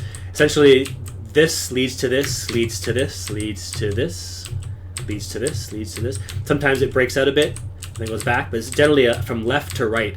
The entire scene, the confrontation with Angelov, and all through the entire EMP event and whatnot is all here. Matter of fact, you can sort of see the EMP is here.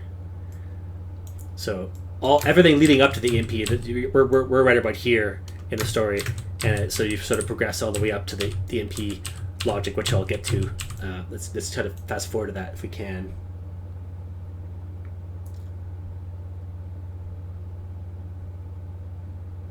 Let's go back to the game.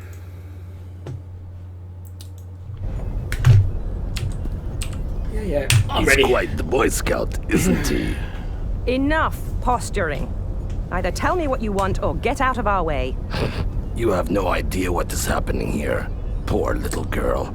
Your king must be blind. Did we not just go through this song and dance a month ago? And did your daddy not give you a good spanking for it? My father will not be coming to your rescue this time, Knight. Come now, Carol. It's Christmas. How about you let us pass, and we'll get into this another time? I promise. How does next Tuesday look for you? Listen very carefully. You will land and surrender your warship immediately. Yes. If you do not, I will blow you out of the sky. You've got to be kidding me. Give me a minute to confer with my people. Clearly you do not understand.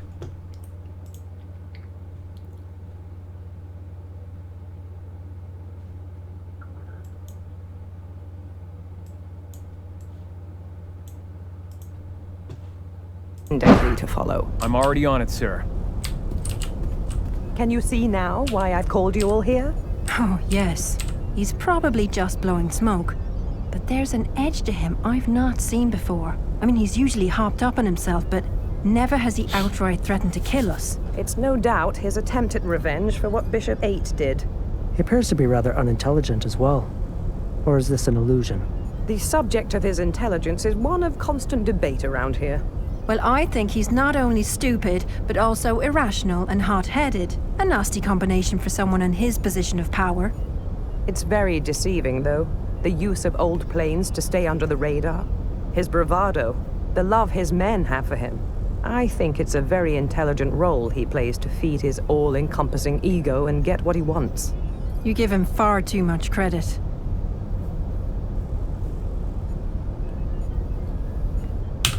Now, let's see if I can't deflate his bloated ego a little. Put him back on. Angelov is no longer transmitting. Wait a second. Sorry, boss, we got company. Looks like it's a bloody boarding carrier. It's only a few hundred meters behind us. How did it get so close? I can't explain it. It came out of nowhere. There's also really some kind of surveillance signal. I can't get a look. What the hell is... I've detected 2 new incoming F-35s. One's a few kilometers behind the other. There's There's a gathering energy source of some kind coming from the lead fighter. He's 7 kilometers off the port side now, and he's closing fast. Okay, so this entire sequence, starting from here... 5 kilometers. Okay, so the fact that I can get in there, first of all, very carefully orchestrated. There's just enough room for the player to be able to get right up there and watch with the lineup. The carrier signal to regain targeting control. He leans in. You better make it quick. The choreography of this entire sequence from this point all the way up until after the EMPs happen is an ungodly amount of logic. So let me see if actually I can show you. That would be interesting. So there actually is a plane way out there, and he's triggered to fly in, at the right time. There's an EMP blast that's out there that's also triggered. So I had to time out, those coming in at the right time in sync with the story beats, the VO that triggers the events that all happen. As I mentioned here, this is the logic for the EMP. So there's 2 phases to the EMP. There's EMP event 1, which is the very initial boom, all the power is going off. And this is, you can see all the logic that happens here. This is one of the bigger... So this one relay, a logic relay is essentially just an entity that can be triggered, that can have a whole bunch of stuff triggered from it. So you can see all this stuff. This is the first chunk of the EMP event. What companies do the team members work with, Blue? That's a good question. So, the answer to that question is actually quite a few. There's Studio X, which is our local studio for voice recording and sound effects design. And also, Jason Zayas is a company in and to himself. Down in Seattle, he was a contractor throughout the entire thing. Turnstile Studios is the name of his studio, and he brought on a concept artist at one point. He actually brought in Ben, who ended up joining on with us full time throughout the rest of the project. So a bunch of different people, a bunch of different companies. Obviously Jeremy is his own thing as well.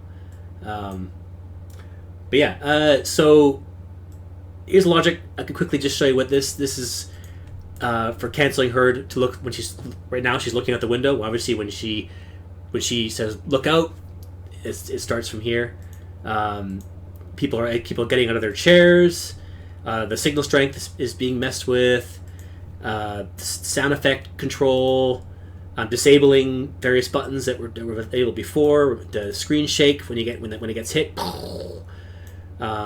Turbulences, EMP particles, turning all the screens to be destroyed and shut off and whatnot when the power goes out.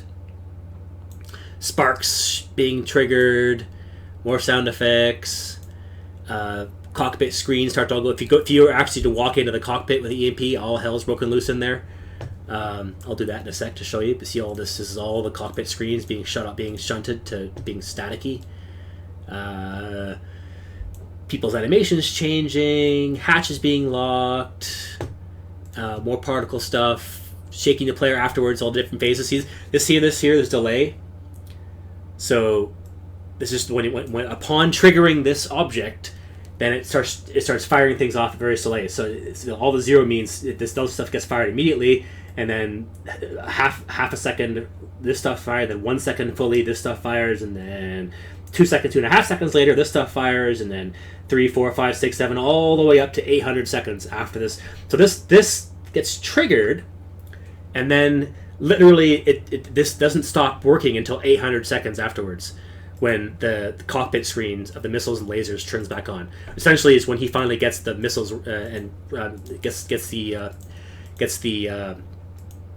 defenses of Zenlo working again. You actually see the screen turn on at that time.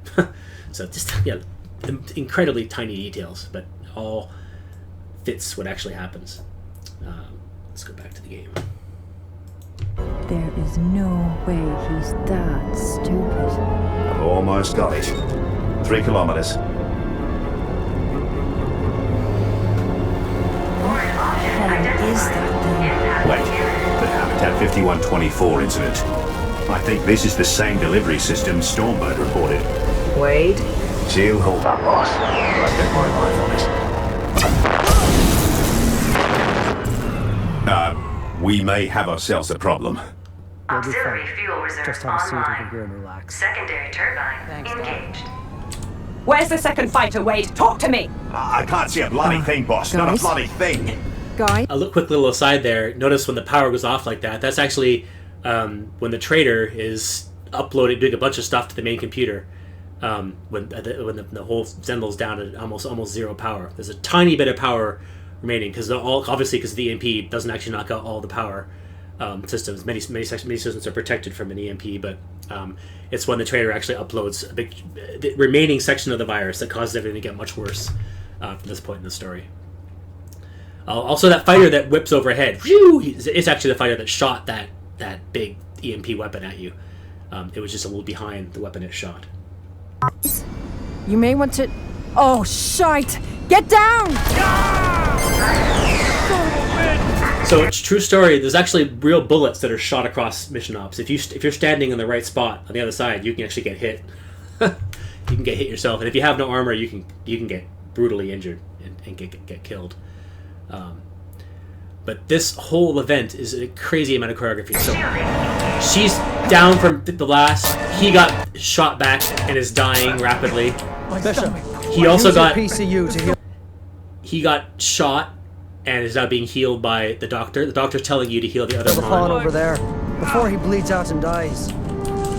She's everyone all rapidly interfacing with her own systems, trying to get a sense of what's going on. Rook 9, Got 2 down and a room riddled with bullet holes. What the hell just happened? he's lost a lot of his systems. He's still got some of his systems working. Can penetrate The rest is all down. Doesn't make any sense. Just relax, Wade. We need you focused. Oh, I let him die. Tell me about your girl. This pawn How is badly dead. is she hurt? I can do nothing more. Yes, sir. Kieran, his name It is looks Gary like she's Maughan. broken And bloody Bishop, back. get your We've damn got head major on straight shipwide and do your failures. job. Our weapons, primary. So this is where you can either heal him or not. If you don't do it in time, he dies, and then that whole sequence plays out where he checks his body, and then R35 gets really angry with you. Engines, cargo containment unit. They're all out. Also, Okay, Wade. I want our primaries back you online, can and I'd interact. also like I to don't be know if you able guys to know shoot this. at the bad Watch guys. this. Half an hour for primaries. I'll wait till they 15 stop to 20 minutes collaborating. for manual weapons. Just do the best you can, and do it fast.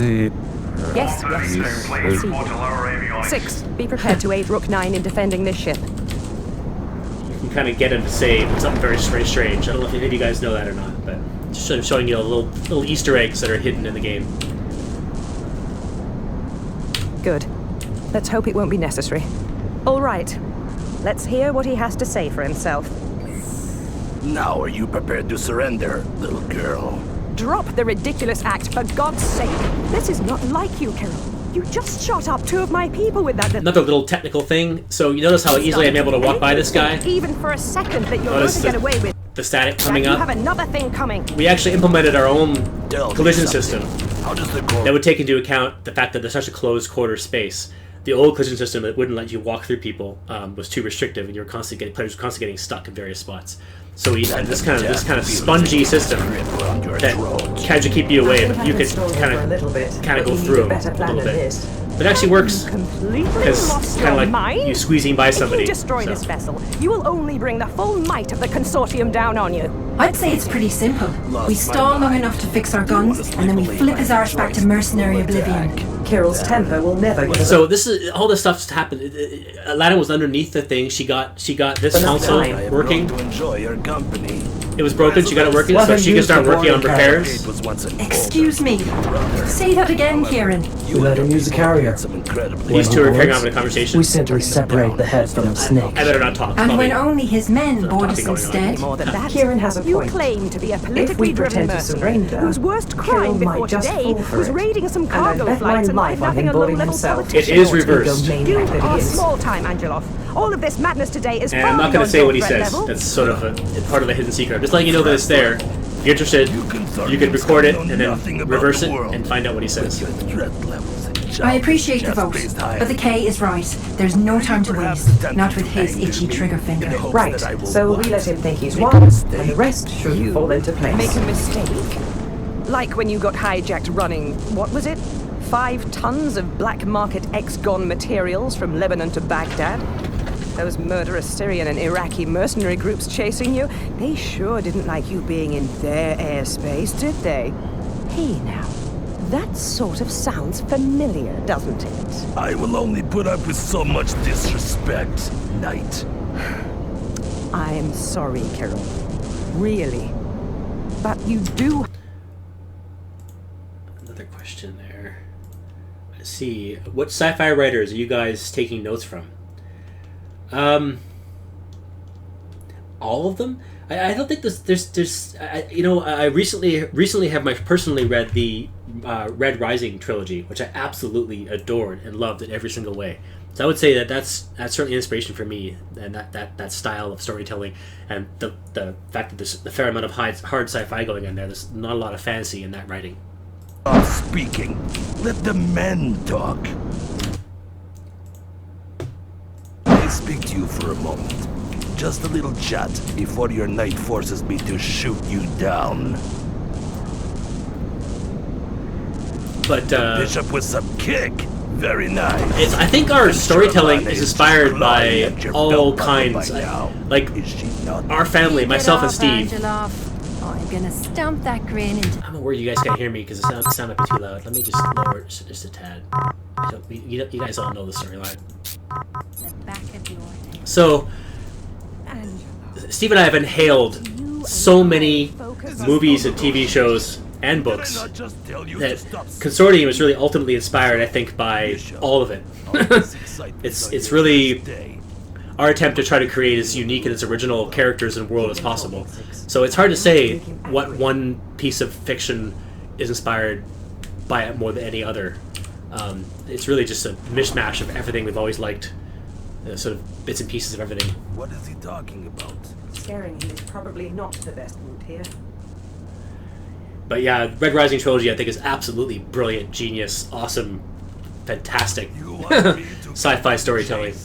How about you tell your people about I think it's inevitably it's going to inspire the tower in terms of pacing and things like that.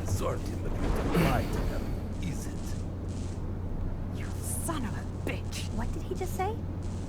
What did you just say? So you've not told your bonds.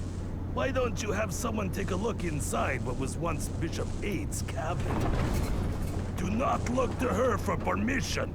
Look at me. It's okay, 19. Okay, so I'm gonna just... Well, I can go look myself.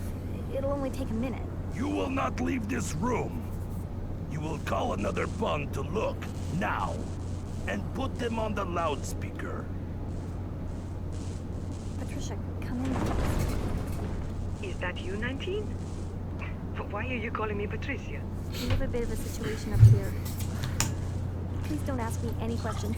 Can you just do me a huge favor and go look inside Bishop Yates' old cabin? Get back to me on this line ASAP and don't come to Mission Ops. Sure, of course. Let me see what Give else. me just a few minutes. Well, you can walk up and talk to this guy. Wade, go ahead and unlock the cabin. Hey, Bishop. It's done. All right, Carol. Now that you've stirred up even more trouble, let's get to it, shall we? What can we do to make you go away? Go away? But we were just getting started.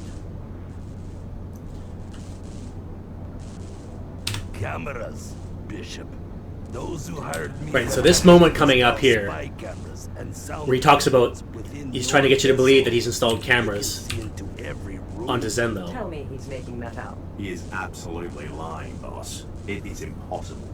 Right, so this is one of the key choices in the game. Right from this point here,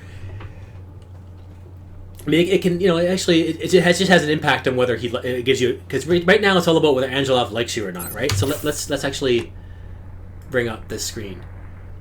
So Angelov currently has 2. He's +2. That's good. As long as Angelov stays above 0, he will like you enough to then give you the choice of he'll board Zenlo thinking that Zenlo's been evacuated and allow you to go up and you can ultimately gas him if you want to take the non-lethal route. But if he's negative, then he'll board by force. You'll really have no choice but to engage in combat. And if you want to capture him alive, you need to incapacitate him. So let's just keep it. What should we do? Should we? Let's keep it the. He says, tell me, found the cameras. You are smarter than you look. We both know. Right, that gave him Now he's 4. See, it just went up to 4 because he's you're getting respect. He's respecting you because of those choices. You played along. Interesting tactic. But yeah, this whole conversation is unbelievably complicated. All the different paths it can take. I can show you in the editor. Get back to the editor madness. But here's a good example here of a split can happen with Angelov. There's these. So there's this conversation you can have with him. There's tree 20. This is the one where he's talking about asking you. He's telling you about these guys. Oh, I've installed cameras. Ha ha ha. But then based on whether you call his bluff or not, it'll go to one of 2 different conversations, tree 30 or tree 40, that has him going, how do you know the doctor isn't lying or whatever, versus you and I both know that the cameras couldn't be installed. So there's 2 entirely different conversations it can trigger, and then it kind of spreads out. But this was, and then there's actually an alignment check at the end.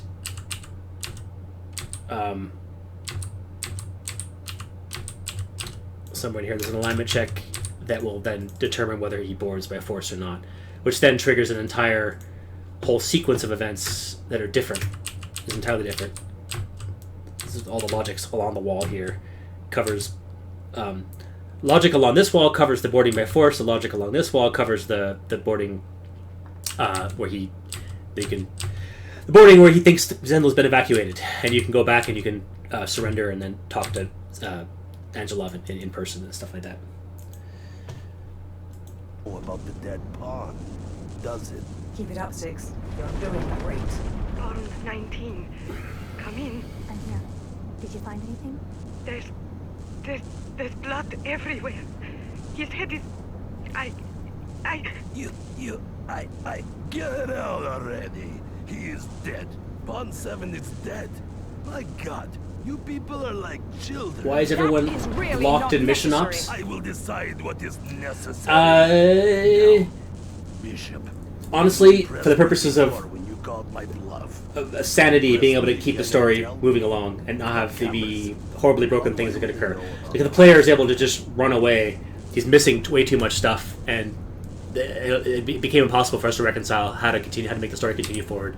So as much as we tried to think of ways around it, we realized that the only way to keep sense of things was to force the player to stay in mission ops. The in-game rationale we have is that because of the lockdown, because of Zenlo being attacked and losing all its strength, all of Zenlo is on lockdown, so most stores are locked and closed and shut. Everybody's stuck wherever they were. So there's an in-game rationale, and then there's the reason why we had to come up with an in-game rationale in the first place. My intelligence tells me that her and Pawn 7 have been less than friendly lately. Alana, the minigame. Your breath, and 6. I can get to that part. It's a separate section of the level where there's just a bunch of code that was written to control the minigame. It's nothing too spectacular, to be honest. Out of respect for your crew, I enjoy their company, and while I have no choice but to kill you... Really proud of Angelov's character in general.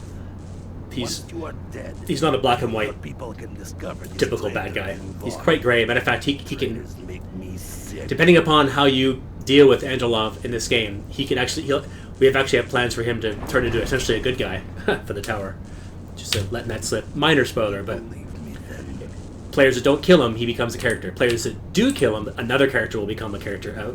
Will become a character instead. The stowaway merc could become a character will be a minor side character in the tower if he exists in your universe. It will take him longer than this to repair your damage. Plenty long enough for me to take what I want. He's still plus. Good. I have tested this weapon before today. Enough!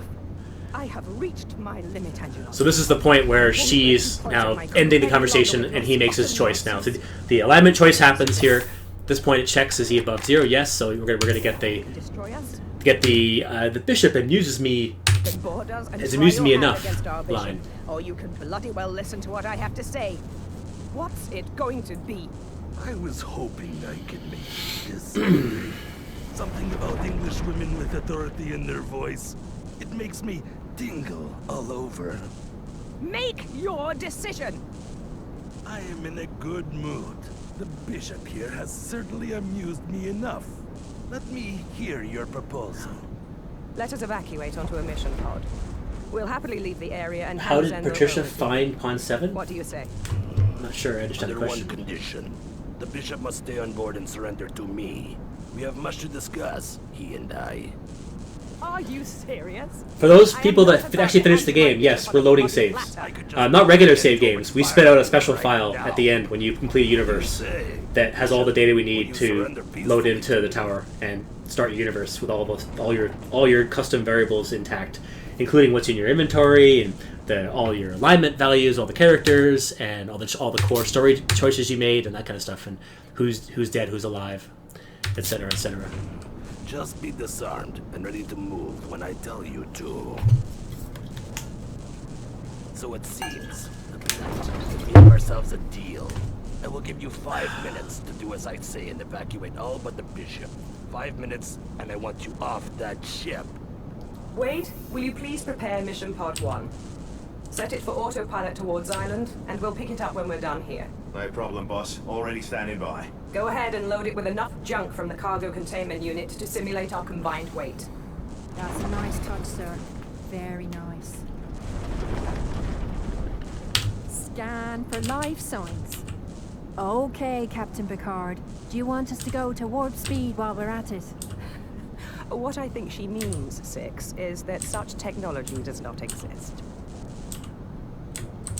Tell me lockdown systems are up and running? They are. Good. Let's get everyone in here then. All personnel report immediately to mission operations. Yes, sir. We do have ourselves a Minor little funny thing here. She walks up the weapons locker, and of course she used to walk around his body, so it's a little awkward here. Was never able to get, for some reason the AI refuses to have that be smoothie, so she sort of goes side by side a little bit. But damn, he's impatient. Okay. it's better than it was before. Before she walked straight on top of the body, like walk right on top of him. And that we figured that we decided that was unacceptable, or at least walking around was a little more acceptable. Huh.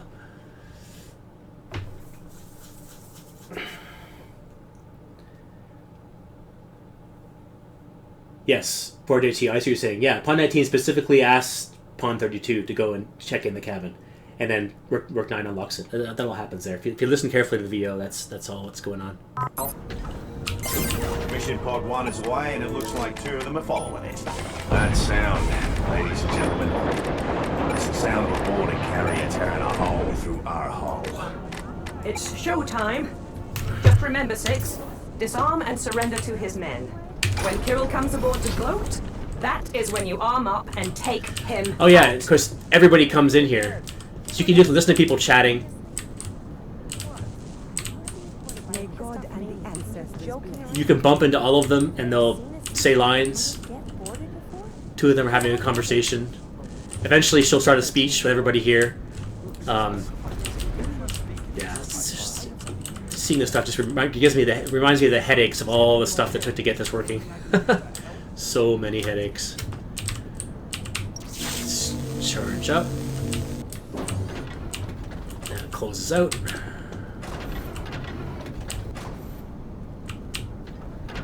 Disarm yourself immediately. Do what he says. Holster your weapon and let Kirill come to you. Interesting thing about this little scene here. At one point, she said, "Put your weapon away," or "Drop your weapon, and he'll come to you," and that was confusing because the hint that came up was said "holster weapon." So we actually got that line was actually changed earlier, just early last year. Actually, about a year after we launched the game, we actually had a couple new VO lines that went in just to help clarify, make that little sound a little simpler. She says to holster it, H is to holster. In addition to that, however, we had a player that stopped playing because he felt that the immersion was broken because they went and did this, and it didn't work. They went and grabbed their gun and dropped it. That is better. Now It works do now, not move. but for the longest time it didn't, and he thought you still had the gun in hand, and so it totally ruined the immersion for that player. I saw that post, I realized he was right, and we went in and we fixed it. Sir, we have the bishop and he appears to be surrendering. Excellent. Hold your position. I'm on my way. If he so much as sneezes in your direction, you know what to do. Yes, sir.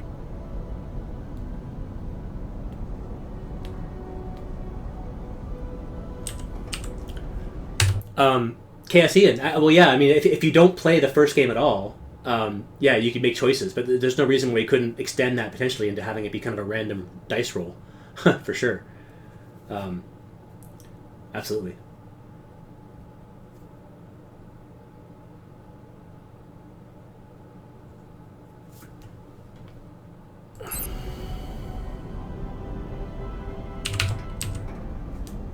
Don't do it, Bishop. Don't push me. Of course, you can talk to this guy, say the wrong things, he starts shooting, and get into a big fight.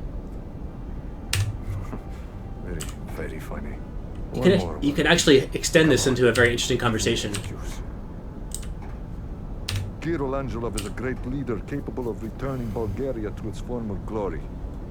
His father may have fallen for Consortium charms like the rest of the world. All of you puny ants falling into place for the New World Order. I have served under Angelov's guidance since the resource wars, and you would be smart not to anger him. Okay, let's just trigger. He's far more intelligent than he Blah, appears. blah, blah. Let's just get him to show up. Nothing left to say. Smart thinking. I am on board. Bring the bishop to me immediately. Yes, sir. We are coming. Kill the bastard. Oh crap! Now. They sensed I picked a weapon up. Ha ha ha!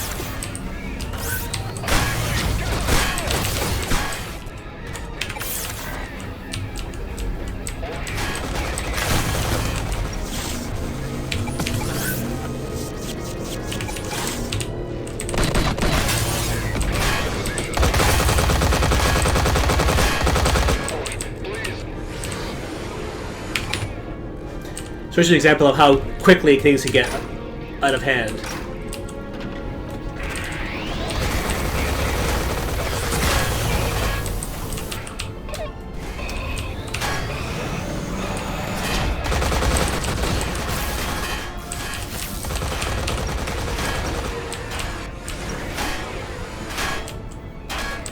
Nice work, Bishop.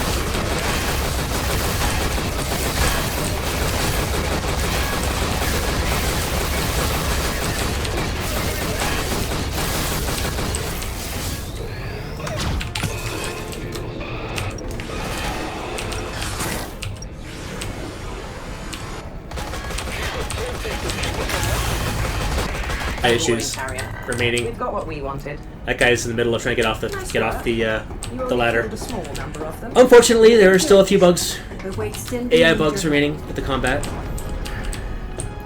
I need you to come back to mission operations. That's unfortunate.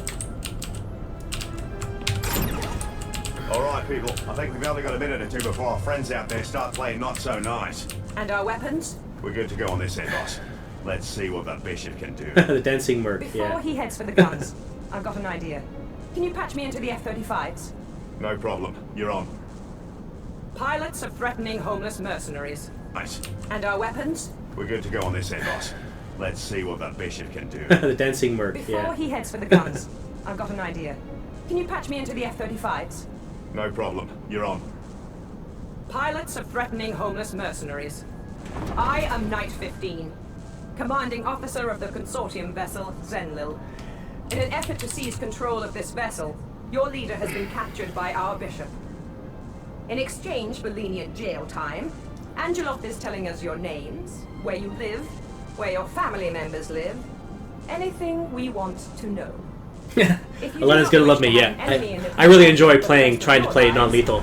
On hard, especially. That's a particularly awesome challenge. Because it's really dangerous. You can die real fast if you don't know what you're doing. A couple of shots across a few of their bows. Give them a little scare. Anything we want to know. Elena's gonna love me, yeah. I really enjoy trying to play non-lethal. On hard, especially. That's a particularly awesome challenge. Because it's really dangerous. You can die real fast if you don't know what you're doing. A couple of shots across a few of their bows. Give them a little scare. You've got it. It's really quite bewildering the number of different ways to play this game that there are. Just the way the whole thing's laid out. We must retreat. Hence why it's been difficult to fully debug. It looks like we've got ourselves a good old decent spot right now. Other than those AI bugs like that, and a few other bugs here and there that will be fixed in the next version. Well, I can't promise the AI bugs will all be fixed, but we try our best. Okay, so the minigame. Alright, so this is Zen's manual weapons control interface. Now let's get this thing done. Quick crash course before I let you... I can show you guys this. I think Seta wanted to know how this works. Let's quickly... We're getting close to the end of the stream here, but let me see if I can just at least show you this first half of the game. We're gonna... You guys... if you guys are available tomorrow morning, Saturday morning at 10 a.m. PST, my brother Steve and I will be playing the game and talking.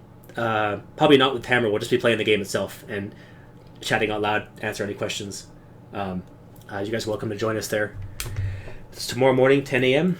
Steve and I will be possibly having a few drinks, and then well, maybe not drinks. He works nights. He's a writer, so yeah, he is able to write all times of the day. But anyways, we may be getting we'll be getting together and playing the game. Put it that way. I think one of the jokes we had, one of the funny things one of the ideas we had was to getting slightly inebriated and then playing for fun for you guys. That may or may not happen because it's too early for me to drink. So, anyways, my brother Steve McMartin. He's the writer. He's the writer of the game, and my brother, but he wrote the screenplay for Consortium 1. Let's see here.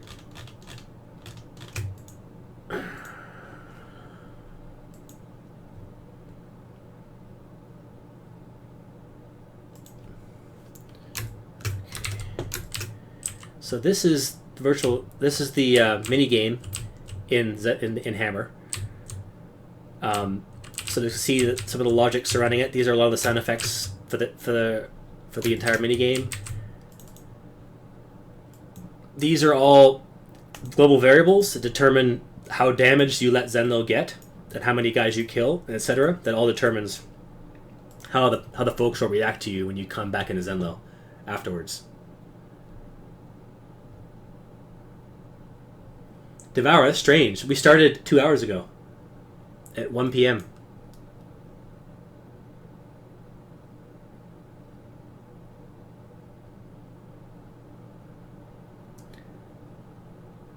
The script is not finished yet, Blue. That's one of the core tasks that we're working on. Because of the fact that we have this formula, we'll be finalizing the screenplay over the next 6 or 7 months, so that we can go into production, go into producing the content for the script, shall we say, with extreme confidence, knowing exactly what we're doing. That's very different than how we made the first game. First game, we were inventing all this stuff while making it, so it was far less efficient. This time going forward, we'll be completely finishing the screenplay before building a lot of the content for it. While that's happening, we'll be porting over all of the mechanics from the first game, and then building a lot of the mechanics we know we're going to need for the second game. So, yeah, and sort of obviously fleshing out the entire tower, designing the core aspects of the tower and the level design, how it's all going to fit together and how it's all going to work, all that good stuff. But this really is not that exciting. There's just a bunch of logic here that controls it. A lot of the core code that this thing works is in C++. Ryan Sheffer actually wrote a lot of the core functionality for the minigame in C++. It just references a lot of this content. This is just a counter. I actually do have control over difficulty based on whether you kill fighters or not, whether you incapacitate them with the EMP missiles, and the difficulty goes up and down, and et cetera, et cetera. Plus there's an overall flow to the battle that over time things get more intense and things like that. Let's go back. Your left control can lock and release non-lethal EMP tick missiles. Make the cursor, then press and hold to lock onto a target. Once a lock's been made, the missile will fire on its own and harmlessly swat your target from the sky.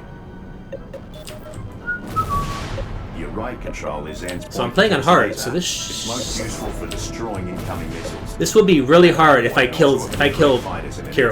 Killing the pilot. So try not to. But luckily I incapacitated them, so they're not that pissed off.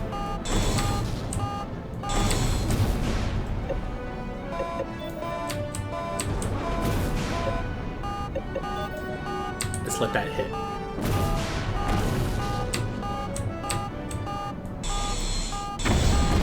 in general, the difficulty of this is fairly low, as this stood. Just because it's just it's not a part of the game I'm particularly proud of. I think it needed a lot more polish than it got, but ultimately it also wasn't worth it because it's such a small part of the game time frame wise. So yeah, I think we ended up balancing in such a way so that it is kind of 3D Missile Command. I think it has a lot of potential actually as its own little game, its own little arcade game. Matter of fact, that's an idea we have that might eventually get turned into a mobile game for Consortium, sort of like a training scenario for missile for the Zenlo defense of some kind. That's always been an idea on the table to make that into a little touchscreen mobile I really game. don't think we'll be hearing from them anytime soon. Nice work, Six. I've rarely seen such efficiency on our weapons. Hey, I heard that. You are a physical extension of Yeah, Zenlo. WASD Ford So allows you to don't really fly around say Zenlo. I don't even consider Wade human. Thanks, guys. Thanks a lot. And bloody hell, B. Not even Bishop A could have done that without taking a single. I think many people don't realize you can move the camera. I think that's actually many people just, even though it says WASD, I think many people just miss it. Into the murder of Pawn 7. Just ask around a little, but don't push too hard. So I think this is about the end of the stream, folks.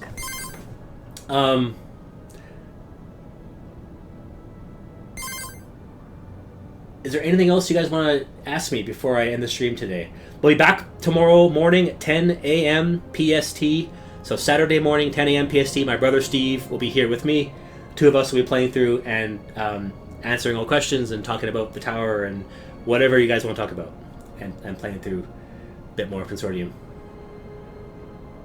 So it's cool that you guys have seen some of the new stuff you can do. There really is a lot of different ways to play this game. I think we push a lot of boundaries in that regard, and all this stuff, the very way in which the game was created, we're going to be using those exact same techniques for building the tower. So when you jump down into the skyscraper and you start playing the tower, it's going to feel the same way in terms of your choices and how you play and what you do will all have a big effect on exactly what content you unlock and you see. So yeah. I'm going to wait another couple minutes, see if there's any last minute questions I see here. Otherwise, I will be signing off for today. But that was fun. Thanks for being with me, guys. Much appreciated. And I hope you had some fun. Oh. Have you got a second? Aha. Of course, Kendra. Come in. Aha. Let's watch these two make out, shall we? That's a good way to end. Oh. This whole sequence is quite interesting. You can pull away. So I hear Night 15 wants you Talk to asking her. around about Matt's so-called murder. Are you here to grill me? Or you could have stayed there, of course, and think about none of your business, B. Not one for goodbyes, Mind are your you? damn business, B. Told you. Oh, and don't mind them. They seem to think their little relationship is a secret.